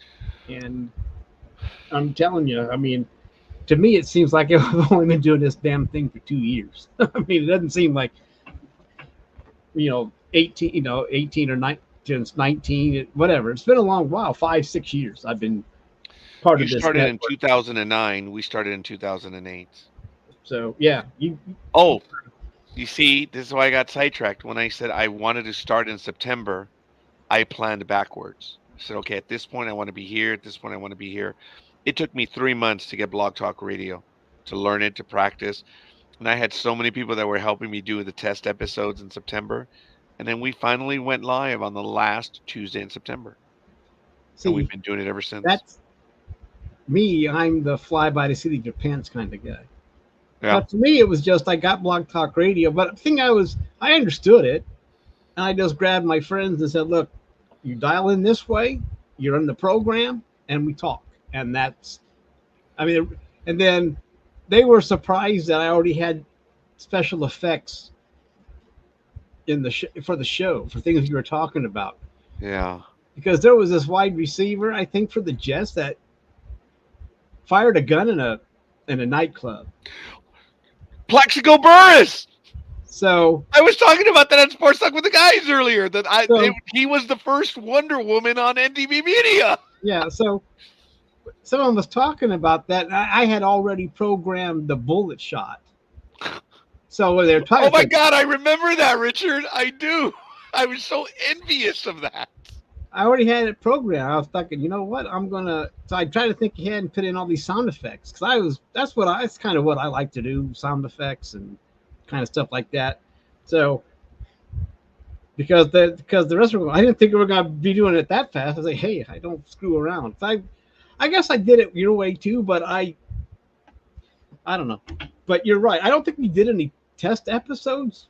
I think we just dived in. Maybe we did one, but we just dived in with our show where we were predicting, because that show our first show we predicted the final placement for the divisions. Like who was finishing 1 through whatever, I think back then, yeah, 1 through 4. Who was going to finish 1 through 4 in each division, and I don't know.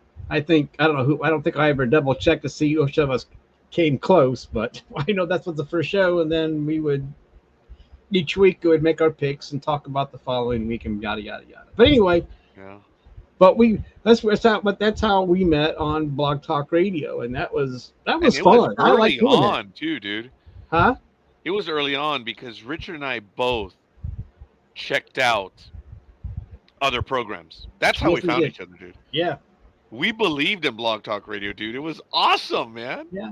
Well, you would check out other programs to see what they were doing and how you can find something, because look, when you do this kind of crap, whatever you do, you find out what works and you steal it. And it's been that way for any business that you are in. Is that why reinvent the wheel? And sometimes you have to, but if you don't have to, you just kind of make it your own. I mean, but anyway, plus you check it out to see what they were talking about, what their opinions were on something that you thought about, and that okay, that sounds okay, but you're wrong. But and some shows you reflect them enough, you'd hope that you could call in and talk to them for a little bit and meet them that way and talk with them, and you become pals. I used to troll Blog Talk Radio that whenever someone was doing their first episode, Richard, I made sure to go into the chat room. I made sure to help them out, just like what you said. I was like, man, this is cool. They're starting. I was there for so many people starting out. And I was like, this chat room, concentrate in the chat room, do this, do that. And I was there and I would call in for the first timers a lot. And I would try to encourage them on doing this and seeing it through. Yeah. Well, I didn't really do that. I mean, I just let them be. Well, I didn't look for first timers. I just looked for, actually, just trying to find a other program that did sports was hard enough, let alone trying to find a first timer. And finding a good sports program, that was There tough. weren't that many of us. No, there weren't. Nope.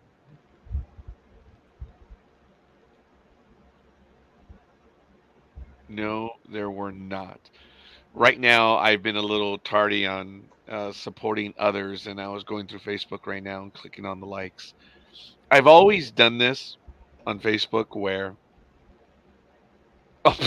answering your question from like an hour ago, 2 weeks until NHL training camp start. That's how I get through our winners. Hockey's life in this state, always games to watch. Lethal Migraine. I can't wait, dude. I can't wait till we're able to all meet in person. I Yeah, just that's can't right. wait. Because everything, yeah, hockey starts, and then a month later, basketball will start with their stuff. So yeah, it's things are going to start.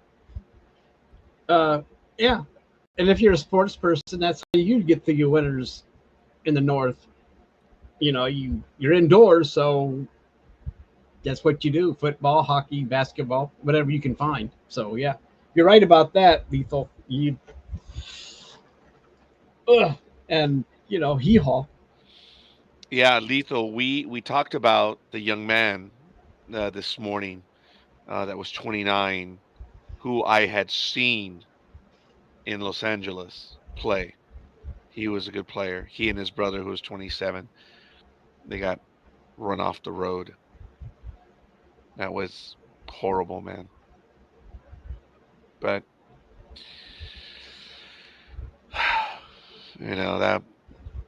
that was bad. It's the stats from maybe when we were talking about marriages and like how long the divorce rate. I'm curious to see if that's the same with older millennials and not older, younger millennials and Gen Zeros that are putting off marriage until their later years, if they get married at all, to see how that translates into the different, because like you know for when you're in school, like back when we went, I don't know about you, but your thing was like, well, you go to school, get a job, you get married, and you move on. And there was no, that was the path they wanted you to be on, or you would think about, because people were getting married, and then as you got older, you realized you see these people get married right after high school, and thinking that's going to be done within years. Yeah. I mean, very rarely does that one work out because you're getting married at a very young age. And I know I sound like an old man because I am an old man, but but it's like you barely know yourself and you're getting married, and someday I'm not saying that they all fail, but you know I don't know what I'm trying to say, but that was the program a little bit. You do this, that was it, and but the millennial, the I guess the older millennials or younger millennials, whatever, and the Gen Zeros have been putting off marriage, if at all, until late in their 20s or 30s. They're not rushing into it. So but I don't know. I just want to know how their numbers, if they're having better success with that, with what they're doing, than with the generations before that got married earlier, and when but still, it's just I'm just curious. I know what I'm trying to say, but I'm just curious to see how that works out. I mean, if that's you know, and plus but now you've got all kinds of stuff going on. You got the Gen Zeros that are neats, that are not in education or employment training. They're just doing nothing, Yeah. and they're called and so and you've got guys now that just don't want to. You read about the guys that they're all by themselves. They don't have friends. They don't have they're just by themselves. And so I don't know. I mean, there are so many different facets to the some of these.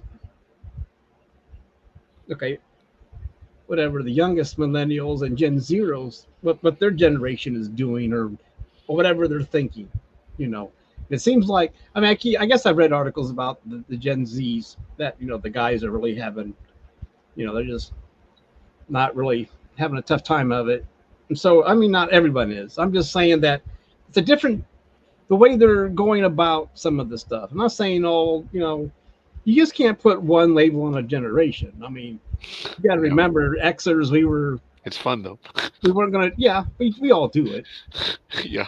But I'm just saying that you anyway. It doesn't matter. I'm just curious about how their numbers are going to look. With what they're trying to be doing. Yes. Gen Y. Gen Oh my God. I had never. Yeah, I see that. Gen Y. Yeah. Excuse me a moment. Sorry about that. Didn't want to overtly cough on air. But it's a curious thing. That's all. Because I mean, I'm not saying no Gen Zs get married at an early age.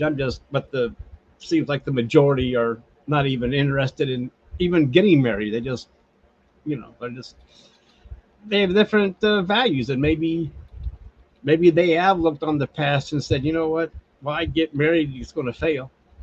Maybe they've already given up on it, or they don't have, or they have other reasons for not doing it. But we'll see. I mean, it's interesting about how every generation had this thing because Xers we didn't care, so we leave us alone.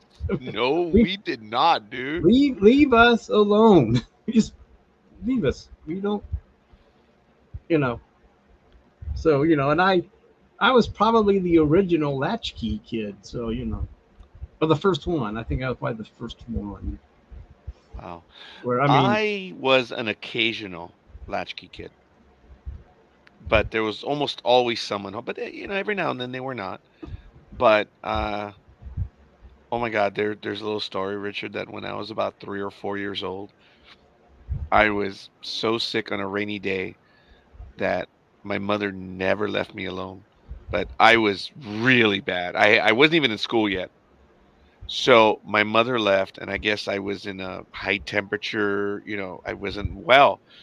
So I had the memory, which I still have, that when people would dial on the phone, I remembered the pattern on, you know, on calling numbers. So I remember picking up the phone, trying to call, I guess, my grandfather, and a lady picked up the phone, and she immediately knew I was a little kid and I wasn't feeling well. And I remember her staying on the phone with me. And she was so nice. She knew I wasn't feeling well. And I think she was stunned because I was a small kid. And then I remember hanging up. And then I called my grandfather, my mom's dad. Well, eventually my mom gets home. And within an hour, my grandfather shows up. And my mom tells me that her father lit into her. You left your son home alone? Oh my God, he lit into her. But he's sick. Look at him. You left him alone. And he says he was calling me. And they were like, even my grandfather dawned on him. He's like, how old is he? He was like 3 or 4. And I called my grandpa, dude, on a rotary phone. On And a rotary phone. on a rotary phone, dude. It was funny. And I remember another lady, like it was, I don't know what the number was, but she took the call and she spoke to me for a long time. I remember her. She knew I wasn't feeling well, and she was just with me till mom got home. Because I think I told her, I think my mom took my brothers and sisters, and I'm sure she was a local number because we didn't have to dial area codes at the time. So she knew it was raining. So I knew she knew my mom was not a bad person. I was sick. She could hear me. And I think she was just staying on the phone with me because I was 3 or 4. And my mother even told the story. She goes, damn, the one time and only time I left them alone, my dad shows up and lights me up like a Christmas tree. Oh my God, that was funny. God, I haven't told that story. I have not. And that's funny. I guess even then I was a precocious little punk. The problem is social media. It's made everyone angry and alone. Social media is the worst. Unfixed worldwide plague. Yes, it is. That's why I try to go out myself more. Just because. And that's why I'm probably not going to be able to do anything else for the rest of the year. But in October, I am going to go to New Orleans. Can I afford it? Well, I don't know. I have to cut corners. I don't have the money, folks. I mean, I said I'm a working class guy. I am going to do what I can to go, and I'm just going to go. I'm probably going to do the sack lunch. I'm going to go to Costco or Target or whatever and buy bread and lunch meats, maybe lettuce and tomato. That's good. I still do that today. When I was in Alaska, I think I told you, right, Richard, when I was in Alaska, I went to Costco and to Target and Walmart and I bought some stuff. And within 3 days of being there, I slipped and fell in Anchorage on black ice. That's And racist. yeah, uh-huh, yep, yep. And I, How did that feel? well, I mean, did you feel helpless? Did you feel yeah, like dude, because I twisted my ankle, I rolled my ankle, and I bruised my heel. To this day, my heel has not healed. wow? Yeah, I still carry it with me. I And my mean, did it? ankle, after 2 days of rest, but because I had gone to the store in my hotel room, it was those extended stay hotels, so I was lucky. I had a microwave, I had a small little like stove there. I had a refrigerator. I had bananas, I had apples, and I had, which I discovered at Costco. It's the teriyaki chicken stir fry meals. They come in package, they're frozen, packages of 6. Well, to this day, I still buy that because of it saved my life in Alaska, dude. Because I had cereal and I had fruits I had a bit of orange juice. I had milk, and I spent some money when I was up in the hotel just in case. So when I couldn't walk for 2 days, thank God, dude, because I don't know what I would have done. I could not walk. But after 2 days of resting, which was the best part of Alaska, I was able to get up and get back out there. And Richard, the funniest thing is, every time I turn the news on, the invasion of Ukraine was already in full force. There was no mention of that until maybe the fifth or sixth story. The first story in Alaska for the 9 days that I was up there. Dun, dun, dun, dun, dun, sorry, I'm tone deaf. They turn around and they're like, "Good evening and welcome to Alaska now at 5 or 6 p.m. Will we break 50 degrees tomorrow?" That was their headline for like all 7 days. Will we break 50 degrees tomorrow? Did they? No. When It were was you there? What hilarious. time of the year were you there? In April, right after tax season. Oh, so you're still not into the summer months yet. Okay. No. There were snow banks all around. I mean, the streets were clear, but there was snow all over the place. I mean, not Yeah. everywhere. In some places it already melted, but there were banks of snow in the parking lots. And it was cool. It was good. But it was funny, dude, in that um, it was beautiful weather. It was 29 degrees to 49 degrees, Richard. That was awesome weather, man. Dude, that's not super cold. No, That's bearable cold. no, it's not bad. It's not too hot and it's not too Yeah. cold. I mean, yeah, I guess you want to be in. I guess it would have been nice if it would have broke the 50s a little bit for you during the day. But Dude, still, I had the hotel room. I had that brand new Ram 1500, dude. It was brand new. I put 1,800 miles in that car in 5 days. That's a lot, dude. did you like Anchorage? I did. There's only about 300,000 people there. I went. I found a Latin restaurant. The food was good, and the people spoke Spanish there as well. So that was nice. There was a Chinese restaurant or Asian restaurant. Everything was up there. There was, as I mentioned, a Costco, a Walmart, a Target. There was a McDonald's. I think there were 5 McDonald's. Only one was 24 hours. There was a Taco Bell that was 24 hours, and they were right next to each other. That was fun. That was funny, and they did have lines around them at 2, 3 in the morning. So I was told because I found this one little what? They probably get munchies there too. Oh yeah, yeah. And there were 3 coffee shops. I was told because I found this little, like, not necessarily a trailer stop, but it was like that. And this young lady was there at night, and I would stop by every day to get coffee. And they served sandwiches for the people. And she said there are only 3 24-hour shops like hers in all of Anchorage. So I was like, well, that was cool. Like, man, that's 300,000 people. There's only 3 coffee shops. That's alien to me, Richard. It's like, I Well, live in Southern California. There's probably 300 well, AM that PM. doesn't make any sense. Also, thinking that it's cold Yeah. a lot, and you'd think there'd be more coffee shops than three. But There, I can't. I mean, I don't know. I mean, what you had your Starbucks, right? And then everything else. there were Starbucks, but I didn't go to a Starbucks. The place that I went to. Oh, here we go. I'm going to Google.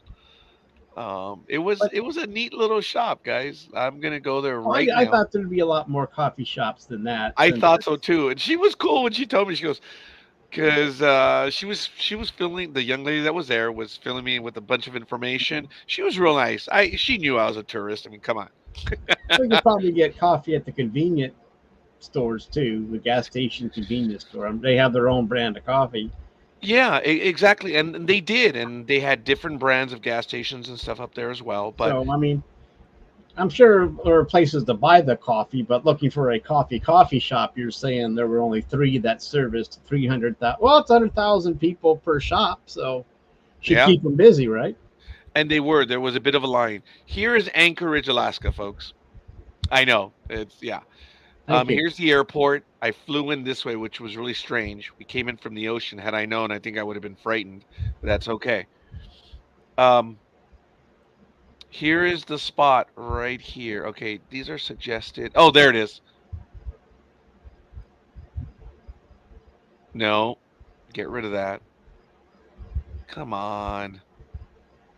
It's Did a you little. did you ever think about signing up to be on Deadliest Catch? Yeah, I did, but yeah, I would be on there for about an hour. You wouldn't. Yeah. You're probably. I wouldn't say I'd last either because all that rough weather and trying to get crabbing. Yes. Let me. Damn it. Let me back up again. Okay, here we go. No, that's not the spot. How do I get Was rid of that? was there any kind of sticker shock when you got up to Alaska? There was a little bit when I was in Glen Allen, 200 miles east of Anchorage, near the HARP facility. I went out to the HARP facility, Richard. I was there, dude.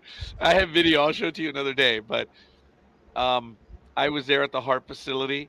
But in Glen Allen, the the regular size of Doritos, bag of Doritos, 8.99. That was a Yeah. shock. That was. Well, I mean, I haven't been there, but I heard that things were a little bit more expensive because everything had to been shipped. Most things have to be shipped in from everywhere else. But I don't know. Yeah, I apologize that I cannot. But I don't know what those prices would be compared to California. I mean, because you know, I don't know. I don't know what prices are like in California compared to the Midwest. So No, for some reason that's not the spot. I accidentally hit that flag on it. Okay, no, it's not Popeye's Louisiana Kitchen. No, it's not. Okay, I'm gonna have to open it up again. So forgive me a moment. I'm gonna do it right now. I'm gonna clear it. But it was like I said, it was a nice little coffee shop, and it was really cool. And the young lady that was there, she's really really nice. She was, and well, I'm glad. yeah, most people up there. I got a few people because I was like, I'm on vacation. Hi, hello. There were a few people. I met a Karen up there because I was like, oh, hi. When I was opening the door and she's like, hello, you wench. I was like, I'm sorry. I'm not the one suffering up here in the cold. I'm happy. But it was fun. It was good. You know what? I may have deleted that one accidentally when I put that thing there. So. So there is a there's a series on Max that I probably went to called True Detective, Yeah. and so I haven't seen season 3 or 4. So I'm watching. So season 4 is about Alaska, the Alaska. Oh, of all things, yeah. But then you come out to find out that it was filmed in Iceland Really? and nowhere in Alaska. The program that was done, Alaska Today or something with that award-winning actress, um, was not filmed in Alaska. It was filmed in Canada as well. But they did do a lot of pre-shooting in Alaska. So when you see the city from a distance, I'm like, oh my God, I see that. I know that. So they did some pre-shooting in Alaska. And it was neat because I'm like, oh my God, I've been there. It's kind of cool when you see a place that's far away Yeah. and you can recognize some of it. So I'm just because like sometimes I'll watch something and I want to know where it was filmed, just to see if they were. Because you might see it. Because sometimes you might see something filmed and you're like, oh, it was like a nice little town, and then you find out that was, it might taken place somewhere else, it's actually filmed in Georgia or Pittsburgh or something like that. But you, I checked to see, where in Alaska was this, but it was like Iceland, and there might have been some Alaskan shots, but they're probably getting better weather and better in Iceland than they would in Alaska. But I just think that's kind of far to go to film Oh yeah. when Alaska is just up the street from California compared to Iceland. Right? Yeah, and we're only one time zone off, so I did not feel the jet lag. Folks, here it is. Here's the place. It's in Anchorage, and if you think about it, when I left the airport, it was a straight shot, and I saw the place on the main road out. So it's called AK Sugar Shack, which is absolutely hilarious, and it's right there on C Street. And what's this one? Oh, do you mean for filming in Iceland, Lethal? Is that what you're talking about? They get excellent credit. They get credits for that. I believe it because they do go up there a lot. Okay, all right. But look, That sounds okay. That's cool. there it is. And that could have been me in that truck. That could have been me there that day. Probably is. But they did snacks, smoothies, hot dogs, Sugar Shack, espresso. Um, I Okay. guess it's a shipping container. Thanks, Lethal. I did not know that. Yeah. So that's I where it know. was. I know some of the states that give credits like that for filming, so that's why they go to Georgia a lot and New Yeah, and it looks Mexico. like everyone has won. California has lost. There's so many people leaving California in the television industry. It's been the talk of the town over here of those that are left. But Yeah, yeah, folks, and that's it on Airport Road, I guess. And it's just east of it, right there. That's where I was stopped. And it was open 24 hours. It was really cool. That's where I tried a deer burger. did you like the venison? Dude, I understand what gamey is now. Oh, okay. It And was me no gamey. likey. Me no Okay, likey you gamey. didn't have venison. I see what you're saying. No. But she All was right. really nice because I spent some time talking to the young lady. She was really cool. There, at 2, 3 in the morning, there's not always a line. So, and she knew I was a tourist. So it was neat. Maybe Um, you got the tourist special. if only. But she recommended because I said, "Well, you sell other stuff here." She says, "Yeah, we have this, but I don't know. I have deer here." I'm like, I think Ohio gives tax credits too because they filmed that Superman stuff up in Cleveland. "Oh So yeah, that I'd always share it in in one of our the other the genetic or general chat room that we have, not the sports talk, but the other one. And then they'd show this and go, "Oh, I know where that's at. Oh yeah, I know where that's at." So they filmed up there for about several weeks, and they had this big bridge scene and stuff. So yeah, and you can see what they put the facade for the Daily Planet and all that stuff. So it was kind of oh cool to wow, see. But it's not the. I mean, the Avengers were filmed in Cleveland too, the first one, and so. But there are states that give these credits, and and countries that Lethal's talking about. So that's cool, and so and that's why Breaking Bad was filmed in New Mexico because they got better credits because it was supposed to be filmed in Los Angeles, but they found out they get a better deal in New Mexico, so that's why it became Albuquerque. So I did not know that." yeah, Huh. and so you'll watch a movie thinking that's a nice location, then you see the peach thing at the bottom at the end of the credits saying Georgia. You're thinking, oh, okay, Yeah. it wasn't actually they didn't actually film in North Dakota. So I mean, it's like okay, LA had given up on movies because they're filmed everywhere because LA was like, well, we'd rather have the industry, so television programs and that was given priority. And California is spending approximately $350 million a year, and it was good for the economy, but it looks like even that is gone because the last 4 years, even COVID, the shooting days have gone down.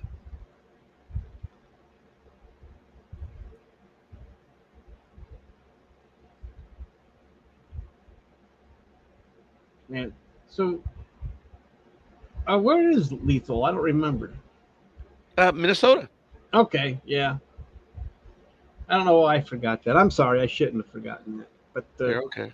But see, some states, yeah, they do. They give these tax credits out. And then if you want to film with a lot of lakes, then you go to Minnesota.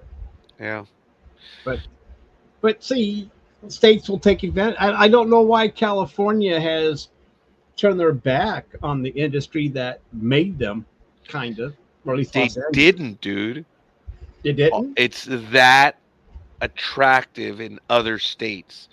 The cost of living, the actual expense for the secondary players, the day players, everything is cheaper That's outside true. of You're California. right. I didn't. You're right. I mean, you could probably house these people for half or less Yes. price. Put these people put them up in the motels or hotels or wherever. Yeah, you're right. You're right. Yeah, that makes sense because you know, and plus there's a lot more room in Georgia than there is in Los Angeles. But Yeah. that makes sense because cost of living. You can eat cheap. You can eat cheaper, so your per diem goes a lot further. And yeah, you're right. And there are extras they use locals as extras, so it helps Yeah. them. Even though some of them, I complain because they don't actually get the role, a starring role or a speaking role. They just use as extras. But that's I mean that's just something different. It's like, well, so what? You're still in a movie. I don't know. But anyway, some states have these credits and some states don't. And these states because that's where they film. So, you know. And then the laws from country to country. I didn't know this, but one primary reason why they were down in New Zealand for all of the filming for The Lord of the Rings is because there's no residuals by law. By New Zealand law, there's no residuals on anything filmed, any project in New Zealand. Wow. Everyone from The Lord of the Rings got paid what they got paid, and that's it. New Line Cinema made a killing on The Lord of the Rings. Huh.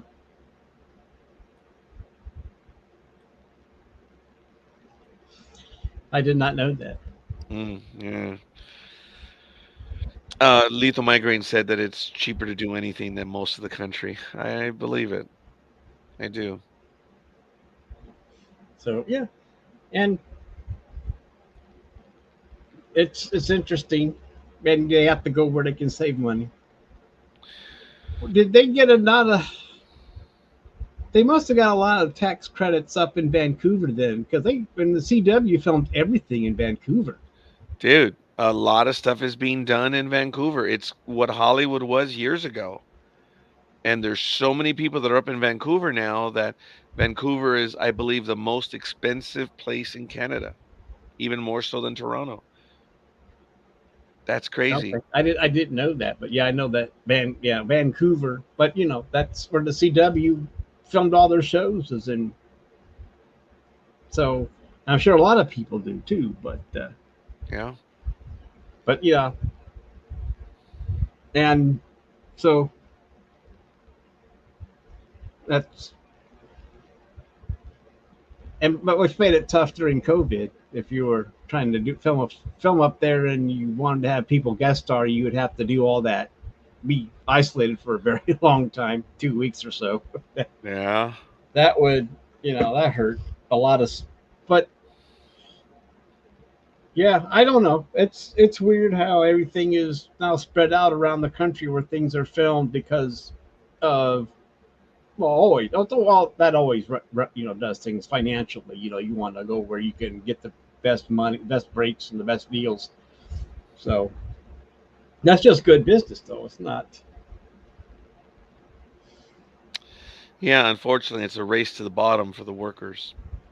Yeah, But hey, it is what it is, right? I mean that is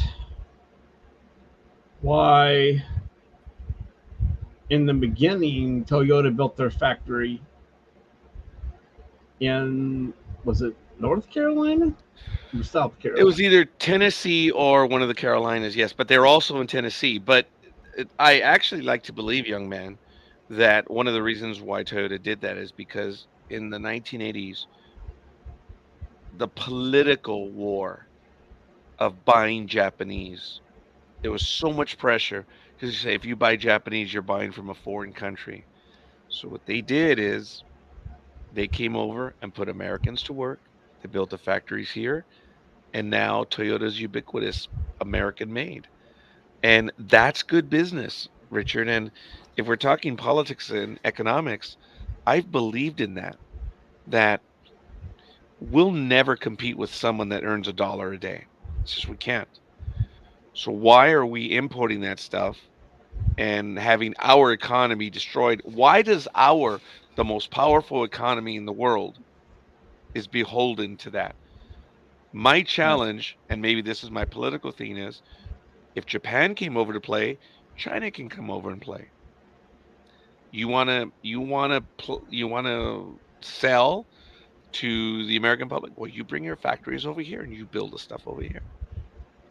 But most of the stuff that they build over here is not up to code. So, uh, let Yeah. me. Let's, oh, part of the reason they went south was also to get away from the unions. Yes, yes. That was another And reason. look, that's part of it. What can you do? But they still put Americans to work. I've I'm not. never had a I'm problem with just that. saying one of the reasons. Not saying they. Yes. Yeah, they did. They put Americans to work. I'm just saying that was one of the Well, reasons too. GM, Ford, and Chrysler going south, yes, and Toyota moving over to the south as well. Yeah, they wanted to avoid the union stuff. And look, But you gotta. again, But see what the same thing. Well, all that happened in the Clinton administration.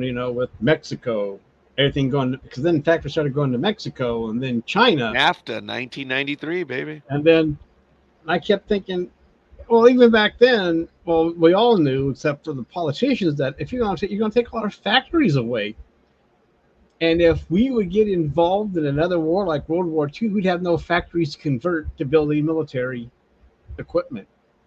I mean, we'd be screwed. Well, we still are screwed because slowly we're trying to get some American factories here, but they all left, or we all started doing. They didn't, or they went to China, or they had China factories do this, and to save probably a little bit of money. But it's a whole big deal. I It mean, is. we all know. I mean, but it was a bad idea to give incentive to have our factories leave this country. And now, There's no underwear manufactured in the United States, is that right? dude. That's crazy. I guess you better wash them before you wear them. Well, I have the T-shirts. Actually, oh, dude, I have Well, there are some shirts that probably say "Made 20 in pairs of USA." underwear. Seriously, dude, I got about Huh? 20 pair. I have Mm. about 20 pair of underwear. And Well, no, folks, they are not boxers. They're the boxer briefs. Sadly, they are. So it is what it well, is, you got enough for almost 2 years. dude. Yeah. One pair a month. So, What is it? I wrote a paper on NAFTA in high school, and I think I was for it. I never accounted for all the U.S. greed. Yes, sir. I considered NAFTA an investment opportunity, a new market. I'm with you on that, lethal migraine.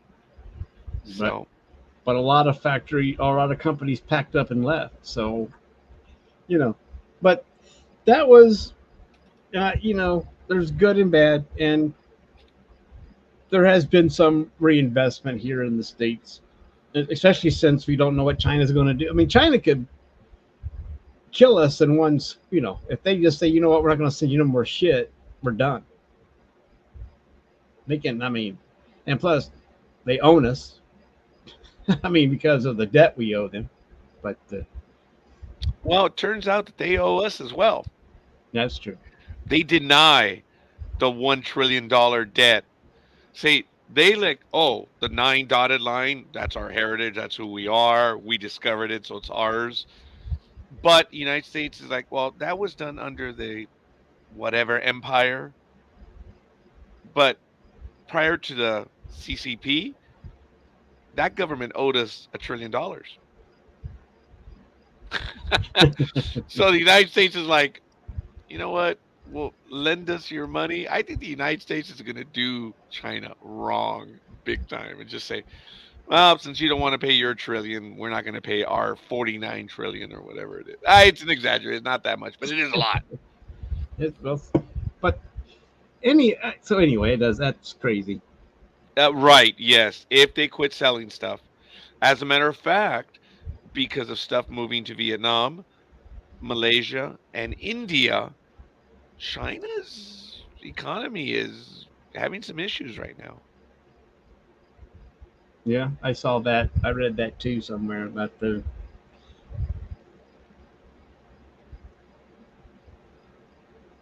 And we're still wondering what China's going to do with that big military that they have now. So You know, Richard, with their carrier burning and knowing that the Chinese, forgive me, they do some wonderful products, but they don't understand what ongoing maintenance means. The roadways are called what is that food? That very light food? Oh, tofu bridges oh because of the graft and just not being able to do some stuff there. What we don't see on video is all the buildings that are not maintained, all the roadways that are falling apart, and they're going to have an issue moving forward. I'm not laughing at them. I'm just someone's got to figure out the maintenance issue. They build it, and they're good at building it and fast, but you got to maintain it. yeah, yeah. So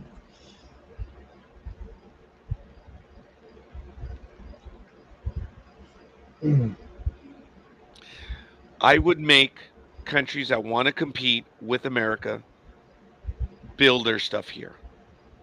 So the money stays with the workers. Doesn't matter who gets the profits. That's just the way of the world. That's fine. But build it here. Put Americans to work. Why does the greatest economy in the world, which people would argue and say, well, that's why it is the greatest economy, because of the flexibility of the economy in being able to take advantage. Like Chinese, Japanese, and Europeans to a lesser extent, they plan for the next quarter century. The United States plans for the next quarter. that's true, and that's the day. Yeah. They're the next quarterly stockholders report. That's it. Yeah, you're right Everything about has that. to be done today. You're right. And it's bad. So if I were to run for any public office, I am pro worker, I am pro family, and I do believe in that. But I do believe in laissez faire. So um, business is good. So you invite businesses in. Look, there should be no business that is abusing the tax code. Well, they're not abusing it because it's been written for them. Right. You have multinational companies that do business here, but they're headquartered somewhere else. So they get around it. F that. F that. Bullshit. You do business here, you pay here. Why are you making the greatest economy of the world bend over for you? No, no, no, no. You want to do business here? You come over and you do business here. And you pay something. I do believe everyone should pay into the system. So that's quasi left, quasi right. So that makes me down the middle. Right. But you know, Yeah. Richard, I did announce, and I don't think you were here for it. Sometime next year, I'm going to be opening up a 523 political action committee. Yeah, you said And something about oh, that. I did. Okay, so I'm still working towards that. It's going to be based on no welfare for corporations, stadiums related, and for transportation projects. For example, I'm putting people on notice now that in LA County, one of the first things that we're going to do is we're going to try to pass a proposition that where the light rail goes through the county, you must give the light rail signal priority. What is the point of the light rail going to the city streets and getting caught at every red light? It should have signal priority. That's one. And then we'd go after LA City, where the majority of light rail is, and try to get a proposition on that. So that's what I would do, is you make business work for us. So there are some smart things that we can do, but unfortunately there are a few people of means that want it their way and screw everyone else. It's not class warfare. It's being smart about what we have access to together. See, look at that. Damn you! Damn you! Their light rail has signal, so he knows what I'm talking about. They have signal priority. Everywhere else in the world, the network works, and LA has a budding, growing network, but there's a lot of light rail that does not have signal priority.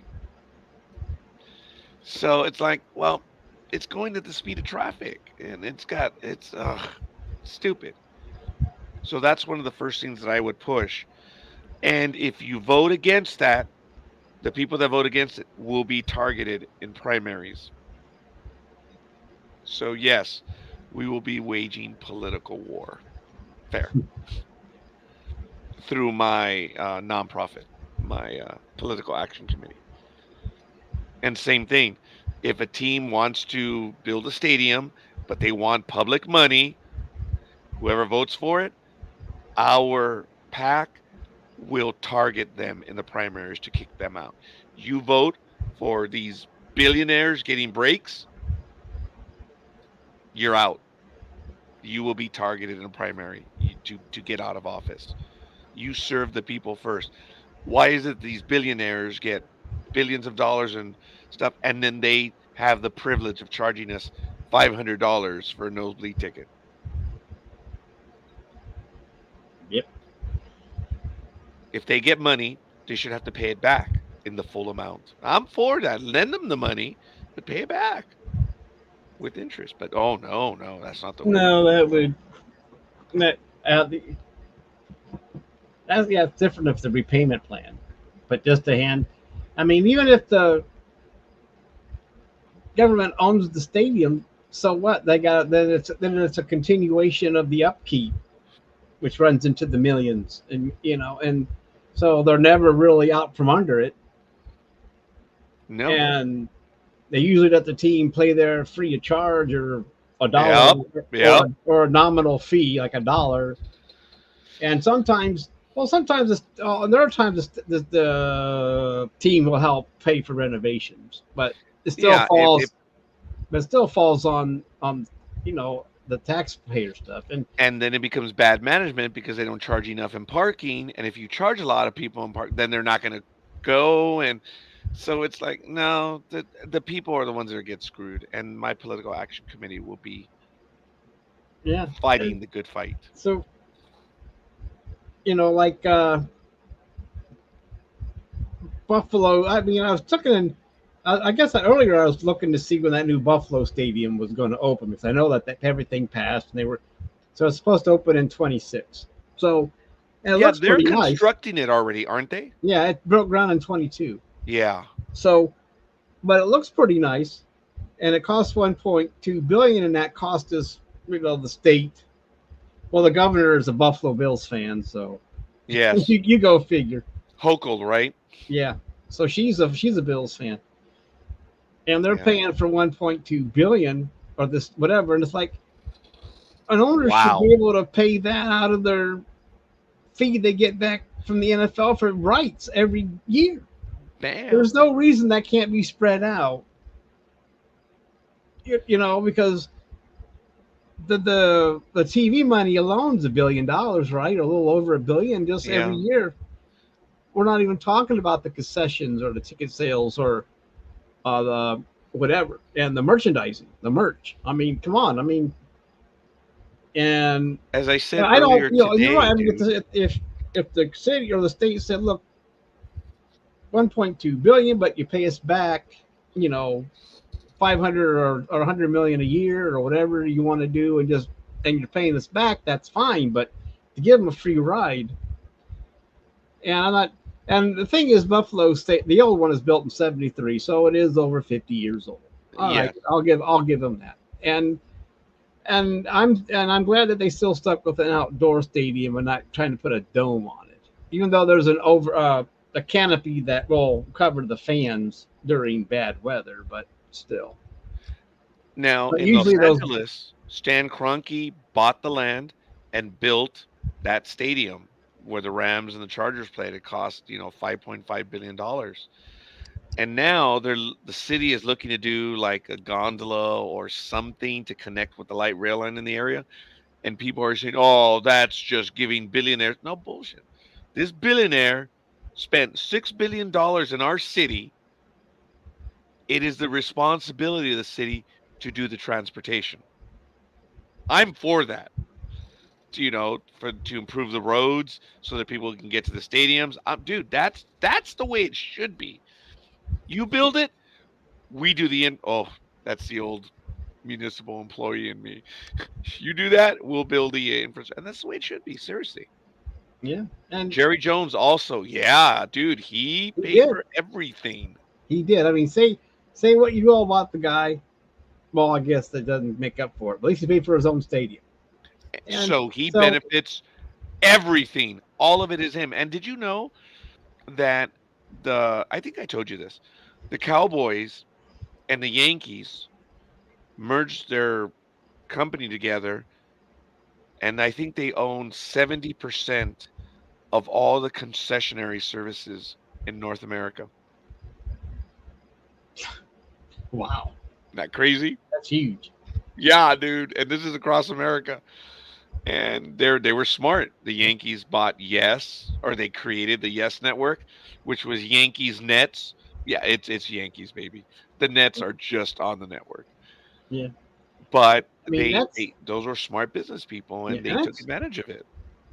I mean, I don't. And the Haslams are wanting the people to pay for their stadium. And I'm thinking if they can buy other sports teams, NBA teams, they can afford to build their own stadium. I don't. The thing is, as long a state or whatever it has to have that, just say no and just say put their foot down. And you know, Ohio has, well, every state has a lot of stuff. Like we have two football teams that are wanting state funding to for their stadiums. Or they'll leave. Bullshit.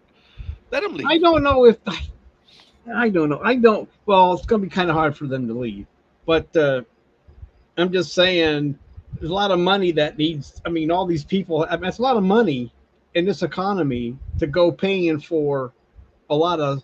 And they're not the only people that want to have their hand out either. I'm just saying the owners that make them, these owners that have the big money should be able to pay for a stadium now. They're all multi-billionaires. I don't see why. I agree. And I do remember that's a beautiful stadium in San Francisco. I gotta hand it to them. And it was privately raised. So guess what? They benefit 100%. That's the way it should be. yeah, yeah, Let me tell you guys, that is a beautiful stadium. Damn them. And you have a metro line that passes right in front. You have about a block away the commuter rails that come in, and now there's a line that passes right by the stadium. I think it's a subway line. It's like, dude, they put in the infrastructure to support the stadium, so they make it easier to get to the game. yeah. That's the way it should be. So, and I didn't know. I didn't know. I didn't tell you or mention this before, but if they build the new stadium, it will be underground like Los Angeles because it's near an airport. So it will be built like the one the SoFi. So it will be built like that. And but the thing about and there's not enough parking at the stadium right now. So if they built it out there, they'd have a lot more. There'd be room for parking. Because actually, when you go to a game up there, you have to find downtown parking, which of course is going to cost you out the butt because you got these private lots, and they're and the closer you want to get, the more it's going to cost. You know what I mean? So, Yeah. but uh, and there's I don't know what's going to happen with this issue. I don't know. It's divided between what they want to do. I mean, some are saying let them build that and put that lakefront park or that lakefront property to better use, because it's right there on the lake, and you can actually develop that a lot better and get actually get some tax revenue from something. Yeah. Look at that. I didn't know that one. Climate Pledge Arena is incredible. All privately funded. Yeah, dude. Why can they do it? But the team gets the benefit of everything. They Yeah. own the land. They get the parking revenue money. They get all the concessions. Well, I think they get unless they sign a contract with one of the Cowboy Yankee Yeah. concessionaires. But anyway, we've really taken a really big old turn here, but still, Dude, we spoke for 2 hours on topic. We yeah, were on topic for that two is that hours. is It was that is a beautiful. record. Yes. And but you're right, and I just don't see it. I mean, there has to be it, and like you said, the owners and okay, get private investors to help you out. And now that you can do the equity thing, Yep. go for it. I mean, they Yeah, already that's for said the that it would help NFL. build Yeah. stadiums. So let's see it. Yes. Now's the time to see it. And uh, I guess with college football, I mean, last year, I mean, the Michigan scandal last year with stealing of signals. So this year they are allowing the microphone in the helmet, so Oh, that can't wow. happen. Okay. The NFL's been doing that for a while, right? Yeah, they've been in it for a long time. I don't know why and also this year, I didn't know this. College now has the 2 minute warning. Really? Yep. Dude, I didn't know that Jerry Bruckheimer. That's the Hollywood guy, right? Does he really? The one that did Top Gun and Crimson Tide and all these other. Is that the same Yeah. guy? Wow. Good for him, Yeah. dude. Yeah. Guys, when I went to Seattle in 2021, when Jimo and I went, and we went to the Seattle Stadium, dude, their store is multi-level off to the side along the concourse. Dude, it is a bitchin' store of all the stuff that they have for Seattle. My daughter homed in on this one jacket. It was like a windbreaker because she's always looking for the blankets because that's what she's collecting. And there wasn't a Seattle Mariner blanket, but she saw this windbreaker and she was really looking at us, Mija.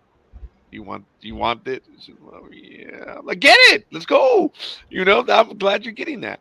But the point of my story, sorry, is that when you walk the concourse of the Seattle Mariners, dude, you have along the wall all the concessionary stands, okay? All the regular fare. And I hate them because if you buy a soda pop or a drink, it's unlimited beverage, dude. That's crazy. Unlimited whatever is off the fountains. And they don't care. It's unlimited. That's awesome. That's a fan friendly thing. San Diego does that too. But on the inside part of the concessionary, the main concourse, you have like these little stands of people that are cooking all types of other food, dude. Dude, it is like effing awesome. You can get whatever you want at a Mariners game. You can get tacos, lobster, whatever, and it's like, dude, that is so fan friendly and it looks great. And I wish I could. Yep, I wish I could go to Seattle more often. I heard that. Yes, apparently the sushi at T-Mobile Park is exceptional. I've heard that. Yes. Wow. Yeah. Here, it's on my brain, but I don't know how you feel about it, but I just do not see Nicolas Cage playing John Madden. I just don't. I don't see it. I But don't see it either. he's going to play John Madden in the movie, and I just don't see it. Even a Yeah. young John Madden. There's going to be different parts of his younger self and whatever. So he'll probably play the Madden that was coached the Raiders. Well, maybe not because Nicolas Cage is still what he's 60 now, isn't he? Nicolas Cage, Yes. and so I still can't see him doing an imitation of Madden in the booth. Yeah. I could be wrong because I was wrong about Michael Keaton Batman, but right now I just You don't were see. all wrong on I Michael just Keaton with don't. Batman. Well, except for Tim Burton, but Yep. I just don't. I don't know. When I read that, I mean, and it's a done deal as far as I can tell. But I don't. It just seems. I don't know. Anyway, I just wanted to get that off my chest. I don't. To me, I just wanted to get it off my chest while I'm thinking of it.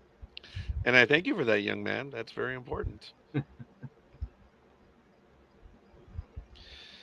Uh-oh, I just got a notice on my phone that it didn't do the update because there's not enough memory on my phone. I'm like, well, it is an Apple 8 Plus. That's old, dude. Hey, well, yeah. So, and yeah, Madden's pretty fun. Well, it's been around for a long, long time.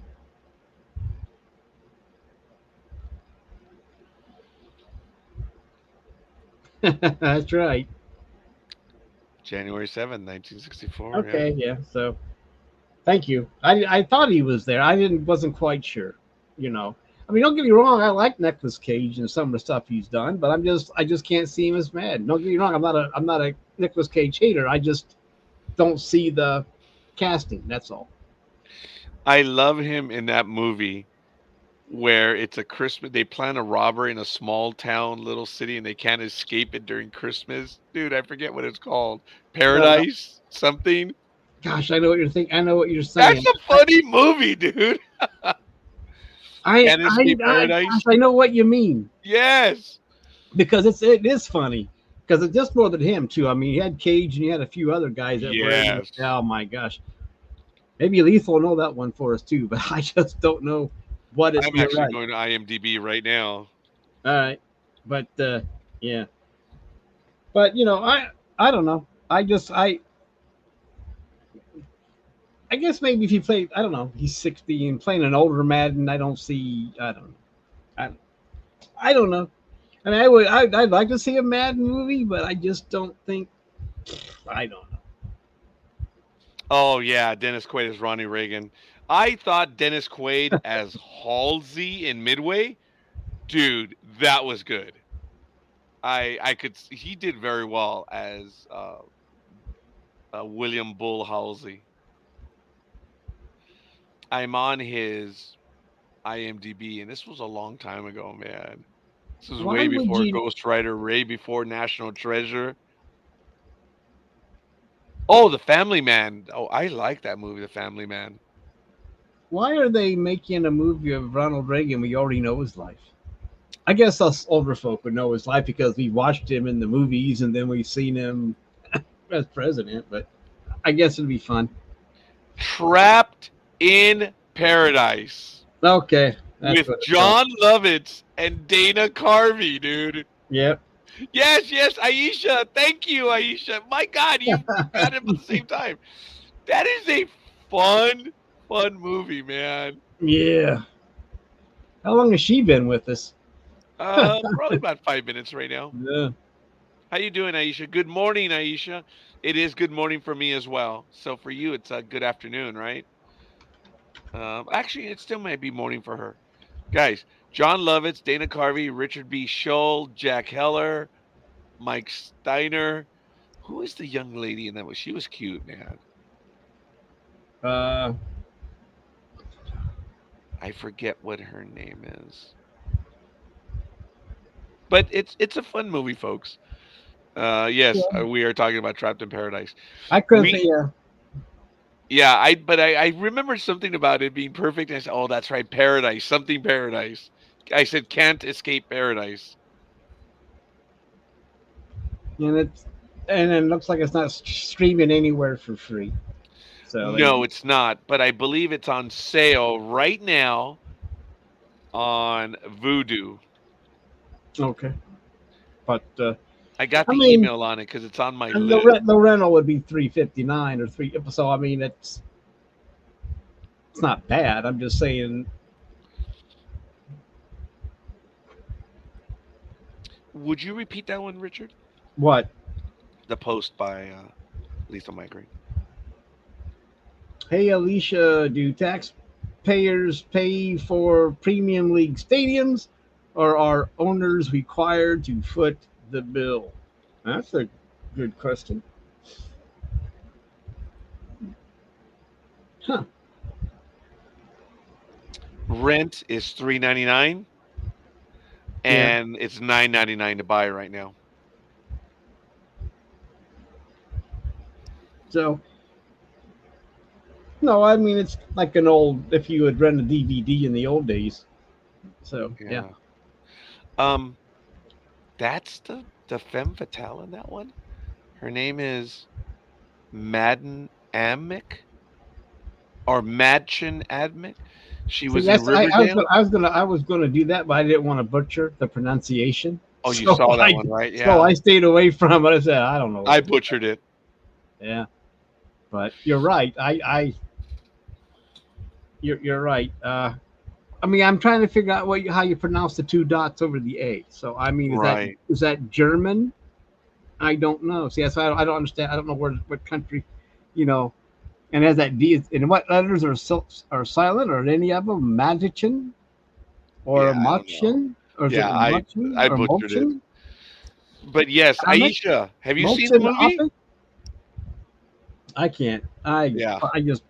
I thought I would join you in butchering her name so we can both be to blame. And you're a team player because we're Yeah, both wearing the orange yep, shirts today. yep. We're gonna go down with the ship together. Again, this Yep. is so damn funny. Like 3 out of the last 7 episodes, Richard and I are in the same colors. Yeah, Richard, I think I was wearing my Lakers t-shirt, which is the only yellow t-shirt that I have. Yeah, you did. You had the Lakers shirt. Mine was plain yellow, so I Yes. didn't. Yeah, mine was plain, and yours was. It might And have there had some was another one. stains on it, but other I than that, think you had a do you have a black shirt or t-shirt? I do. I have a lot of Then those. it was black also, dude. Mm, Football stadiums belong to the clubs, and the club is responsible for them. Taxpayers do not pay for them directly, only pay as customers. Bam! That's the way it should be. yeah. Have you seen the movie Trapped in Paradise, Aisha? And Lethal Migraine? Look, it is a crime comedy. It's a robber. It's funny, dude.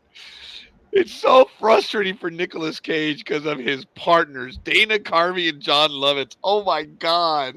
Yeah, yeah. Wasn't there another somewhat movie like that with starring Dennis Leary? They do they try to do some kind of crime or a hostage thing, and it gets all screwed up. I think Dennis Leary was in a movie. So it might not have been a Christmas movie, but it was still a botched crime movie where a comedy. I remember one with Dennis Leary. So that was I think I'm correct on that. I I don't could. recall. I just know him as awesome from Ice Age, the voiceovers. But Well, he yeah, is in um not A League of Their Own. The Sandlot. He plays the dad yeah, or yeah. the stepdad, I guess. Oh, so you have seen it. Okay. Can't remember when. It was yeah, it's worth one showing. I know Ryan Reynolds is dumping a pile of cash into Wrexham's Racecourse Stadium. That was in the Welcome to Wrexham show. Hmm. I'm not sure about which Well, he movie it has was. the Oh, money. The Job? Oh no, that was a TV series. I could. I don't know. I think there's something. I remember one with something like that along the line with Dennis Leary, but Two If by Sea? so I don't know. But Dennis, Oh no, that's a romantic movie, I think. because Oh Dennis wait, Leary, a couple steals a Matisse painting on contract and managed to evade the police. Sandra Bullock and Dennis Leary? Nothing personal, Dennis, but dude, way to go. so I wonder if that's it. A couple steals a Matisse painting on contract and managed to evade the police. The sale takes place 4 days later on an island, but things don't go as planned. but, Wow. anyway, I know there was something like that, and I don't think that's it. But Oh, I remember Nicolas Cage as Ugg from The Croods. I know him from Family Man. I also know him from what is it, Snake Eyes. I went to the Paramount lot and they were Yeah. filming. They had the tunnel, which is at the very beginning of the movie of Snake Eyes, on the studio lot, and they told us, "Oh yeah, this is a Nick Cage movie." That's all they told us. And then when I saw the movie, I'm like, "Oh my god, I was there! I was right outside the tunnel." That was crazy. But anyway,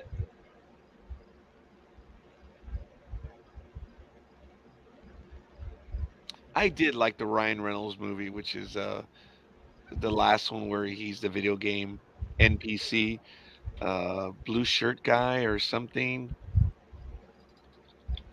I really did enjoy that movie. It was fun. Ryan Reynolds and what was the movie? Free Guy. That one was fun, man. yeah. I humbly recommend if anyone's played any video games, Free Guy. It's really cool. It actually has a 7.1 rating on IMDb. Yeah. Have you? Do you ever? I mean, it seems like you play the football games on or whatever, like Madden or something like that, and you don't have as much control as you used to, because there was a time where you could make your own plays, and that was a cool feature. And you could put in your own substitutions for these things and do all kinds of trickery with the field goals, because you knew that the computer wasn't going to be able to figure that one out. So it worked more times than not. And but it seems like, but that's for any kind of like what we're doing now. You know, everything becomes more restrictive with having more freedom. I mean, like look how Windows locks you in, and you can't. Some of the settings are even more difficult to make it more personalized and stuff like that. You know, I'm not quite sure why Windows has to keep sending out new versions of Windows. It could have stopped with 8. I don't understand why we need an 11. 10 was fine. I'm using 10 on this computer, and okay, it's okay, but what's the big deal with 11 that we have to go? If you want to do another, I don't, I guess Microsoft has to make its money somehow, but still, why would you need? I haven't. You don't read something big about you need 11 now because blah blah blah blah. It's just it doesn't. And why is it now that when you go to buy a phone, the biggest feature is the photos you can take? It has nothing, you don't buy it and it says, well, you have ease of use of doing this or blah blah blah. It's just like now you have a clearer picture and auto whatever. It's kind of interesting that even though it's a phone, the new feature is always the camera. So it's interesting. Richard, did you play this game? I don't know if Lethal Migraine did, but I think you played this one, and I love this. And I want to give a shout out to Aisha Kerr for the like, thank you, and Elizabeth Olivia Cooper for the like, thank you. Richard, did you play this game? I adored this game. Oh yeah, yeah. The minute you said about playing your plays and stuff, you had 4 offensive plays and 4 offensive and 4 defensive. This was fun, man.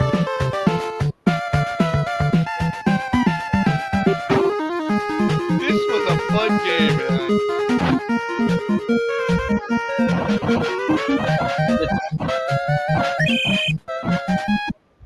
And yeah, you see, there it is. Yeah. And each team was tailored. Okay, there it is. That's so funny, man. Ready, down. This was a fun game, dude.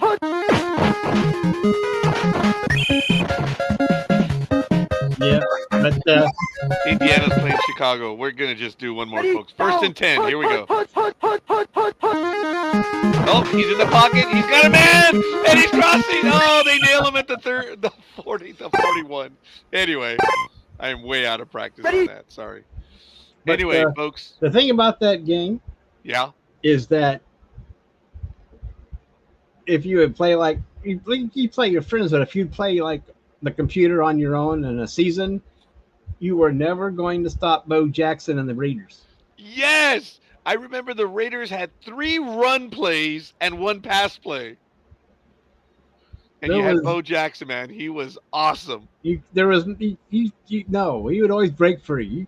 I mean, it was, you get him all the way to the Tecmo Bowl after having this great season, and then Bo Jackson just tear the hell out of you. And it was always, and no matter how many times you did it, Bo Jackson was going to run all over your butt. That is so cool that I found it. And so also Lethal played that game. That was such a fun game, man. Do you guys remember Blades of Steel for the NES? Remember, it's a hockey game, but then when you roughed up the defense, then you had a fist fight on Blades of Steel. Those were funny games, man. I mean, that was cool. Yeah, they don't. Yep. Yeah. I mean, just some of those games are so fun, but I would have, maybe it was a computer football game or whatever, but you could actually make your own team and design your own colors for your uniform, and there was a feature where you could make yourself a player or make up your own players and their stats, and it seems like as we progressed, all that freedom has gone away. Hi, Husker. Come on over, sweetheart. My cat just made his. Come on over, Husker. Come on. Come on. You're playing hard to get. Well, I'm glad you're inside in here and you're not outside. But here it is, folks. Check it out. Another flashback. Blades of Steel.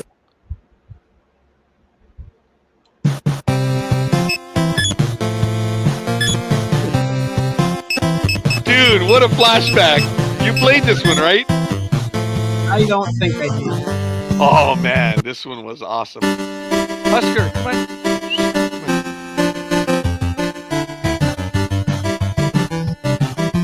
Oh, my God. This is so cool. Good morning, Elizabeth Olivia Cooper.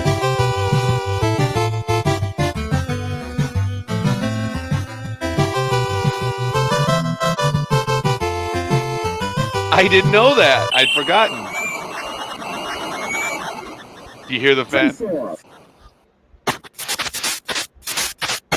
Oh.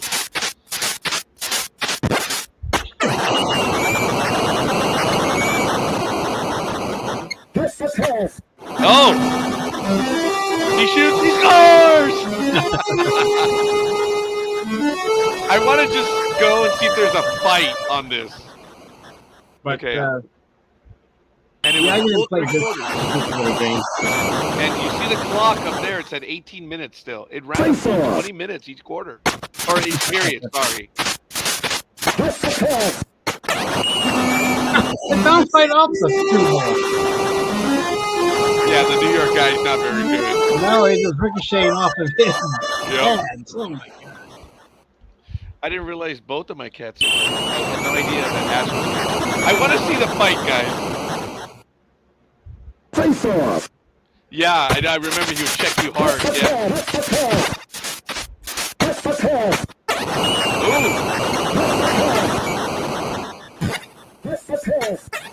Oh.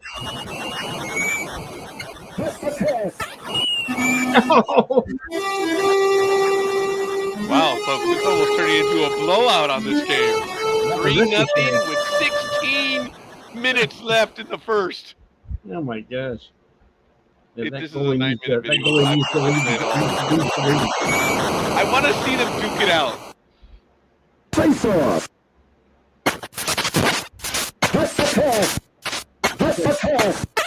Ooh, bounced off the board. Dude, he had an open goal. Oh, he knocked it out. He checked him.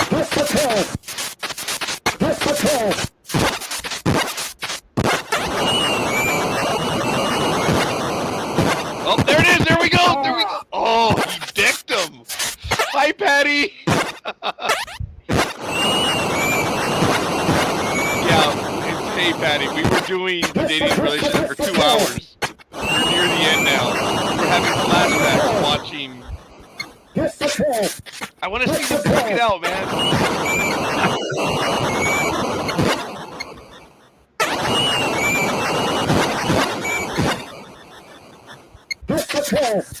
God, Richard, this was such a great game, man. What in the what? This is the Nintendo NES.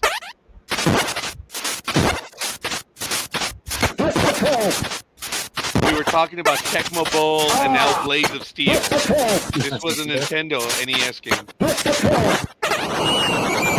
And there was... oh, there you go. There it is! Yeah. This is a hockey game, man. It turns into a boxing match. No, now he's knocked out. Knocked him out and he missed. There it is. Oh my god. What kind of goal is that? Folks, that was a fun game on the NES. Yeah. That was, I know that they had a baseball version as well, where you could also have the Major League Baseball teams. I think it was called MLB baseball. I don't remember at the moment, but the players were like little weeble wobbles, and they had like real team or real players of the 1980s on this team. That one was a lot of fun too, and it was cool. It was good. Yeah. It's rigged. Oh my God! Hi, Patty, you're funny. RBI baseball, yes, thank you. And Aisha says there were no concussion rules back then. I do admit I had the NES, and in the 1990s, well, no, this was like 1990, when I was working at Thrifty's, some of my coworkers would get together and they would love to drink. And when they were really plastered, they were playing Blades of Steel. It was some stupid stuff, and I witnessed it, but it was fun seeing my coworkers get stupid playing Blades of Steel. And when you're drunk trying to fight, I think that's even funnier than the game itself. So the memories I have of that are unbelievable. So you played that one as well. Yes. Brett Saberhagen was untouchable. Yes, Thrifty's ice cream. Oh my God, it was beautiful. Patty, and Richard, allow me to introduce you to another family member. Dude, I'm telling you, I've been blessed by my sisters visiting, my nephew visiting, and spending time with us, and it's really cool. So I'd like to introduce everyone in the chat room. I want to introduce you to my cousin, Patty Figueroa. Hello. I do want to tell you, or for those that remember on the program when I mentioned that I forgot the prayer when it was my responsibility in the rosary, this is the young lady that came up to help me out and help me finish the prayer. My beautiful cousin Patty, she saw my distress and ran to help me, and it was beautiful. I asked her to stay up with me at the pulpit, and it was funny because everyone could tell. It's like, oh yeah, dude, we could hear you on the mic. That was fun. She says, do you want me to stay? I said, yes, please. Oh, here we go. He doesn't know how to pray. Yeah. And she got me later when we were at my uncle's house. I launched a zinger at her, and she says, yeah, well, at least I know how to pray. Damn, that was good. But that was really funny. He says, yeah, he doesn't know how to pray. Hi, Patty. Hello, Patty. Yes, welcome to Crazy Land. I'm really surprised that we have so many people that we do right now. Patty, the ones who greeted you right now, Aisha is in England right now. She's also part of the network. And Elizabeth is up north in Sacramento. And they're, shut up. I'm giving them love. And look, here we go. Okay. There's a little bit of heat. This was funny. No one's going to understand it other than more than Patty, but it's funny. I have to share it. That we hadn't spoken for a while. And as I'm talking to her, Oh, I got it. I moved and bam, I got a codazo, in the elbow. Oh, it hurt. And Patty said something to the effect of, "That's a religious karma, baby. You were owed that hit." And then when I spoke to Patty about an hour later, I told her I hit myself like 2 more times. Oh my, yeah, divine intervention. Oh my God, that was funny. And I told her, "Well, you're winning today." So I hit myself like 3 times. And she was telling me, "Yep, yep, yep, yeah, it's divine intervention, you little sh." I'm like, "Yes, Betty, thank you." Was it earned? Because it wasn't deserved, Richard. It was God is good. Yes. Oh my goodness. Okay, Roger, what are you after? You're giving us love. What have you done with the real Roger? Because we're all up at this ungodly hour right now. Folks, I do want to tell you that Richard and I, for the first 2 hours, we were on topic for the dating and relationships. Yes, And I think in the last 46 minutes is when we've deviated to other stuff. There were a lot of people that were in the chat room talking about relationship stuff, and it was really, really cool and enlightening. It was really neat. and And also, it was crazy. we're also wearing the same Oh color my T-shirt. God, yes! Again, huh? Yep. Elizabeth, this is like the third time. Oh my God. So, Richard, I wanted to tell you earlier that oh wait, dating is overrated. Sports and video games is where it's at. Who knows? We might do this.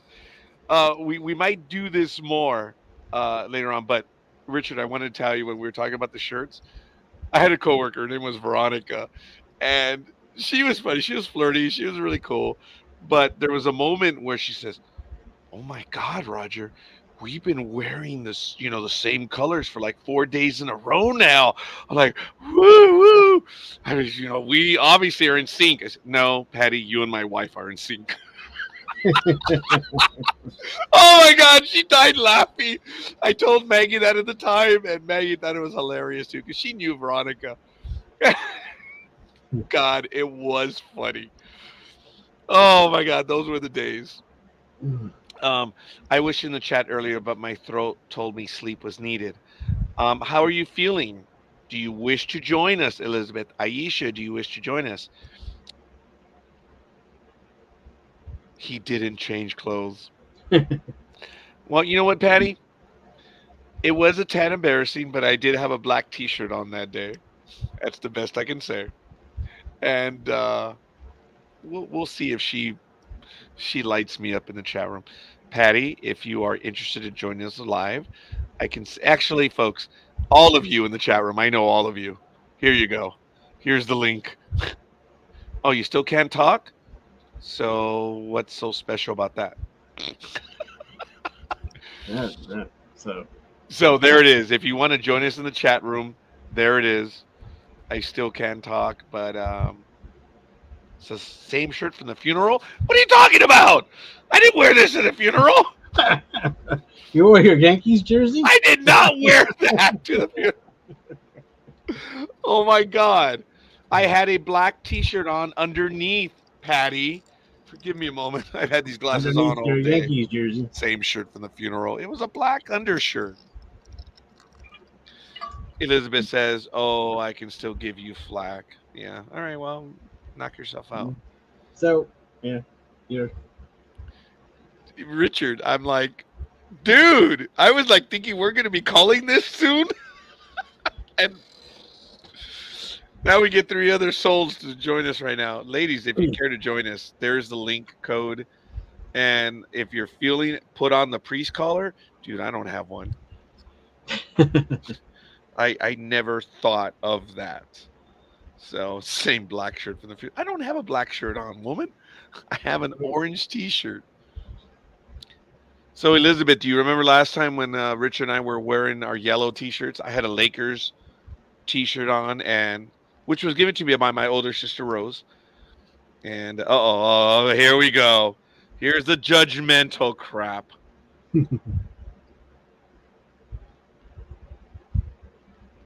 I don't know what the yes was. but and burn that church incense. Well, I don't have any of that as well, but I remember having to do that. You know, when you had to put the charcoal in there and you would put the incense. I didn't know it came in several flavors. So the incense flavor is different. So, but I'm gonna see if I can find the baseball one now, because there it is, RBI baseball. That one was fun, man.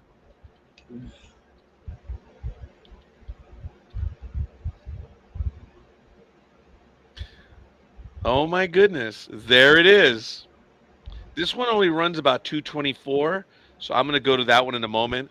For those of you that remember, this was a fun game as well. Okay, here we go. Let me get the voice on this one. And there it is, folks. A blast from the past. RBI baseball back in 1987. Good God. Dude, that's how. Oh, yeah, look. I'd like to This see is this the one. Mets versus the Angels, it looks like. It's only 2 minutes.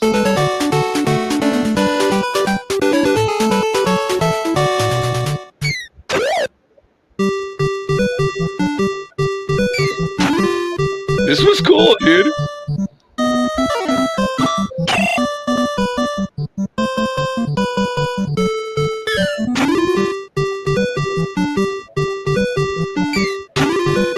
Oh, I'm sorry if it's loud.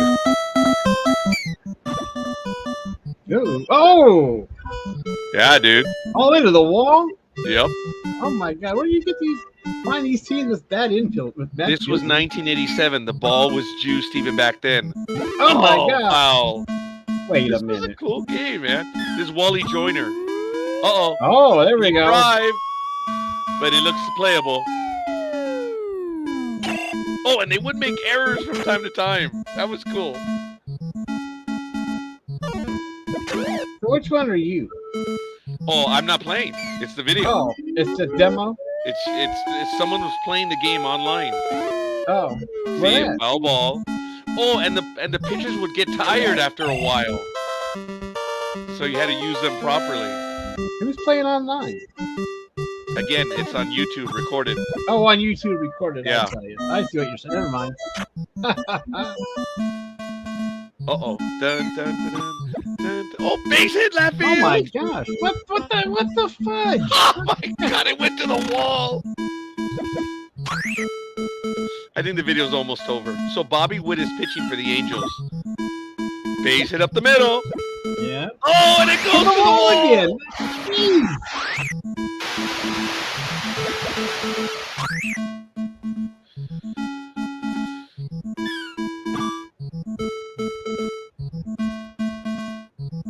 Oh, what a grab out in the outfield. Patty was not even born in 1987. Yes, you were. Stop it. Oh, damn, no. That's in the dirt. I don't think she That was. was So in you the see, dirt. there it is.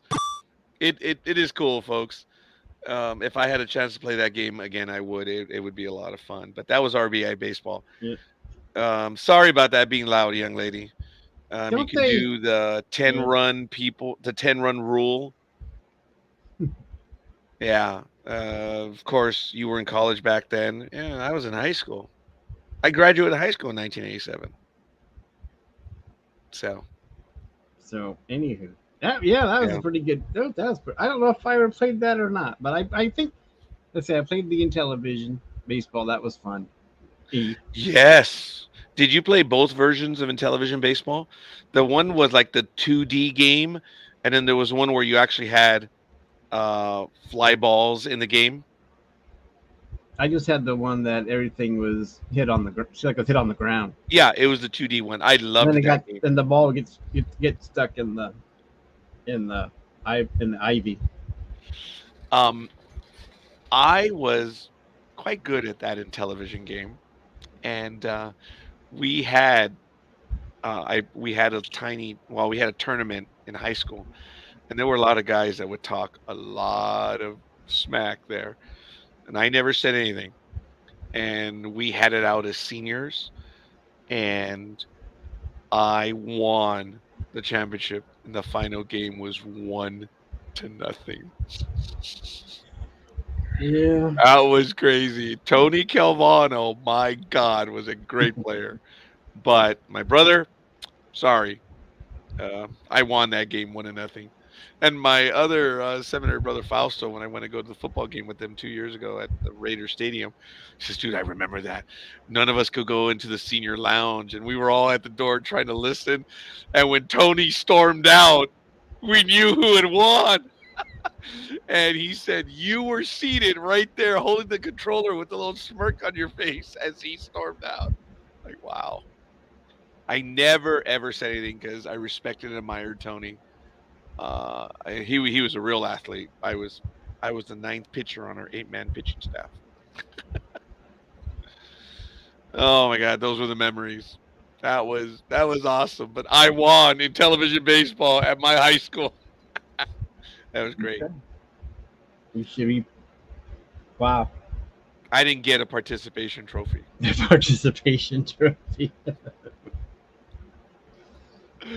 Oh my gosh. Mm, I won, baby. That's all there was to it. So, wow. All right.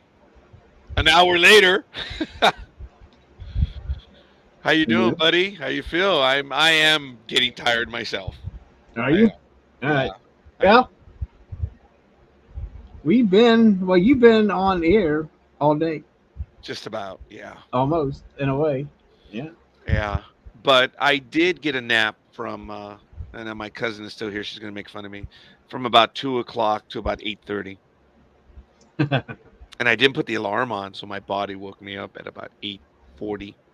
No, and I looked at my phone. I'm like, oh, it's 8:44. Thank goodness. So I put an alarm for 9:15, so I could be in here for the program. So I did get a bit of rest because this old man was tired. So, but yeah, folks, that was it. That was cool watching those games. Maybe we'll do a little bit of this next time as well. Visit some of the old games. So it was cool. So, young man, do you have anything else? And Richard, I want to thank you earlier for what you shared as well. Um, that takes balls, buddy. And for all the years I've known you, I respect you and admire you even more. And like, wow. Yeah. Yeah. Thank you. I just. Yep. It only took him 7 episodes. Just kidding. All right, that was a dick move right there. What a shock. Scorekeeper at his best. But I am not the big dog. There's no doubt. So, folks, for the first 2 hours, all kidding aside, we were on. We did very well. It was the dating, and we had quite a few people in the chat room commenting. We did. Yeah. It was really good. It was a And lively they- conversation. Had a lot of people share. Yes, they did. And I think in a way that's what I was hoping for. And we'll see. There's more and more people joining, and who knows. I want to thank everyone that came to spend time with us today. And too much baggage and heartache. Yeah, I hear you. I hear you. So it was good what the people admitted in the chat room earlier when they were asking questions and telling their stories. It was good. So I expect to be on next week as well. But next week I should have a Kukui jersey because we're going to get one on Thursday from the 66ers. So that should be good. I don't have a heart anymore. I am stone cold. I'm going to let that sit there. No, I'm not. Because he's not. He is not stone cold. I want to thank everyone, guys. Thank you, seriously. This was great. And Richard, thank you for joining me again. Obviously, Lethal Migraine, Patty, Elizabeth, Aisha, and earlier we have Andre, and we had Rosa. Rose. Yeah, Rosa. Rosa Sweeten. Thank you. And Andre Montessori. So that's out. We went over 3 hours, 30 minutes. Well, I got to end that one either way. All right, guys. I'm out. Richard, did you want to continue? Nope. Okay. We're good. We're done, folks. We're out of here later on today in about 15 hours, I think, or I don't know Yep. what. Yep. We'll be doing the ARC review program. So And that was quite the episode, too. yeah, episode 7. This should be fun. All right, folks. We'll see you guys on the other side. Thank you, one and all. We are out. Peace. I just want to know where my emotional support human was. Lights.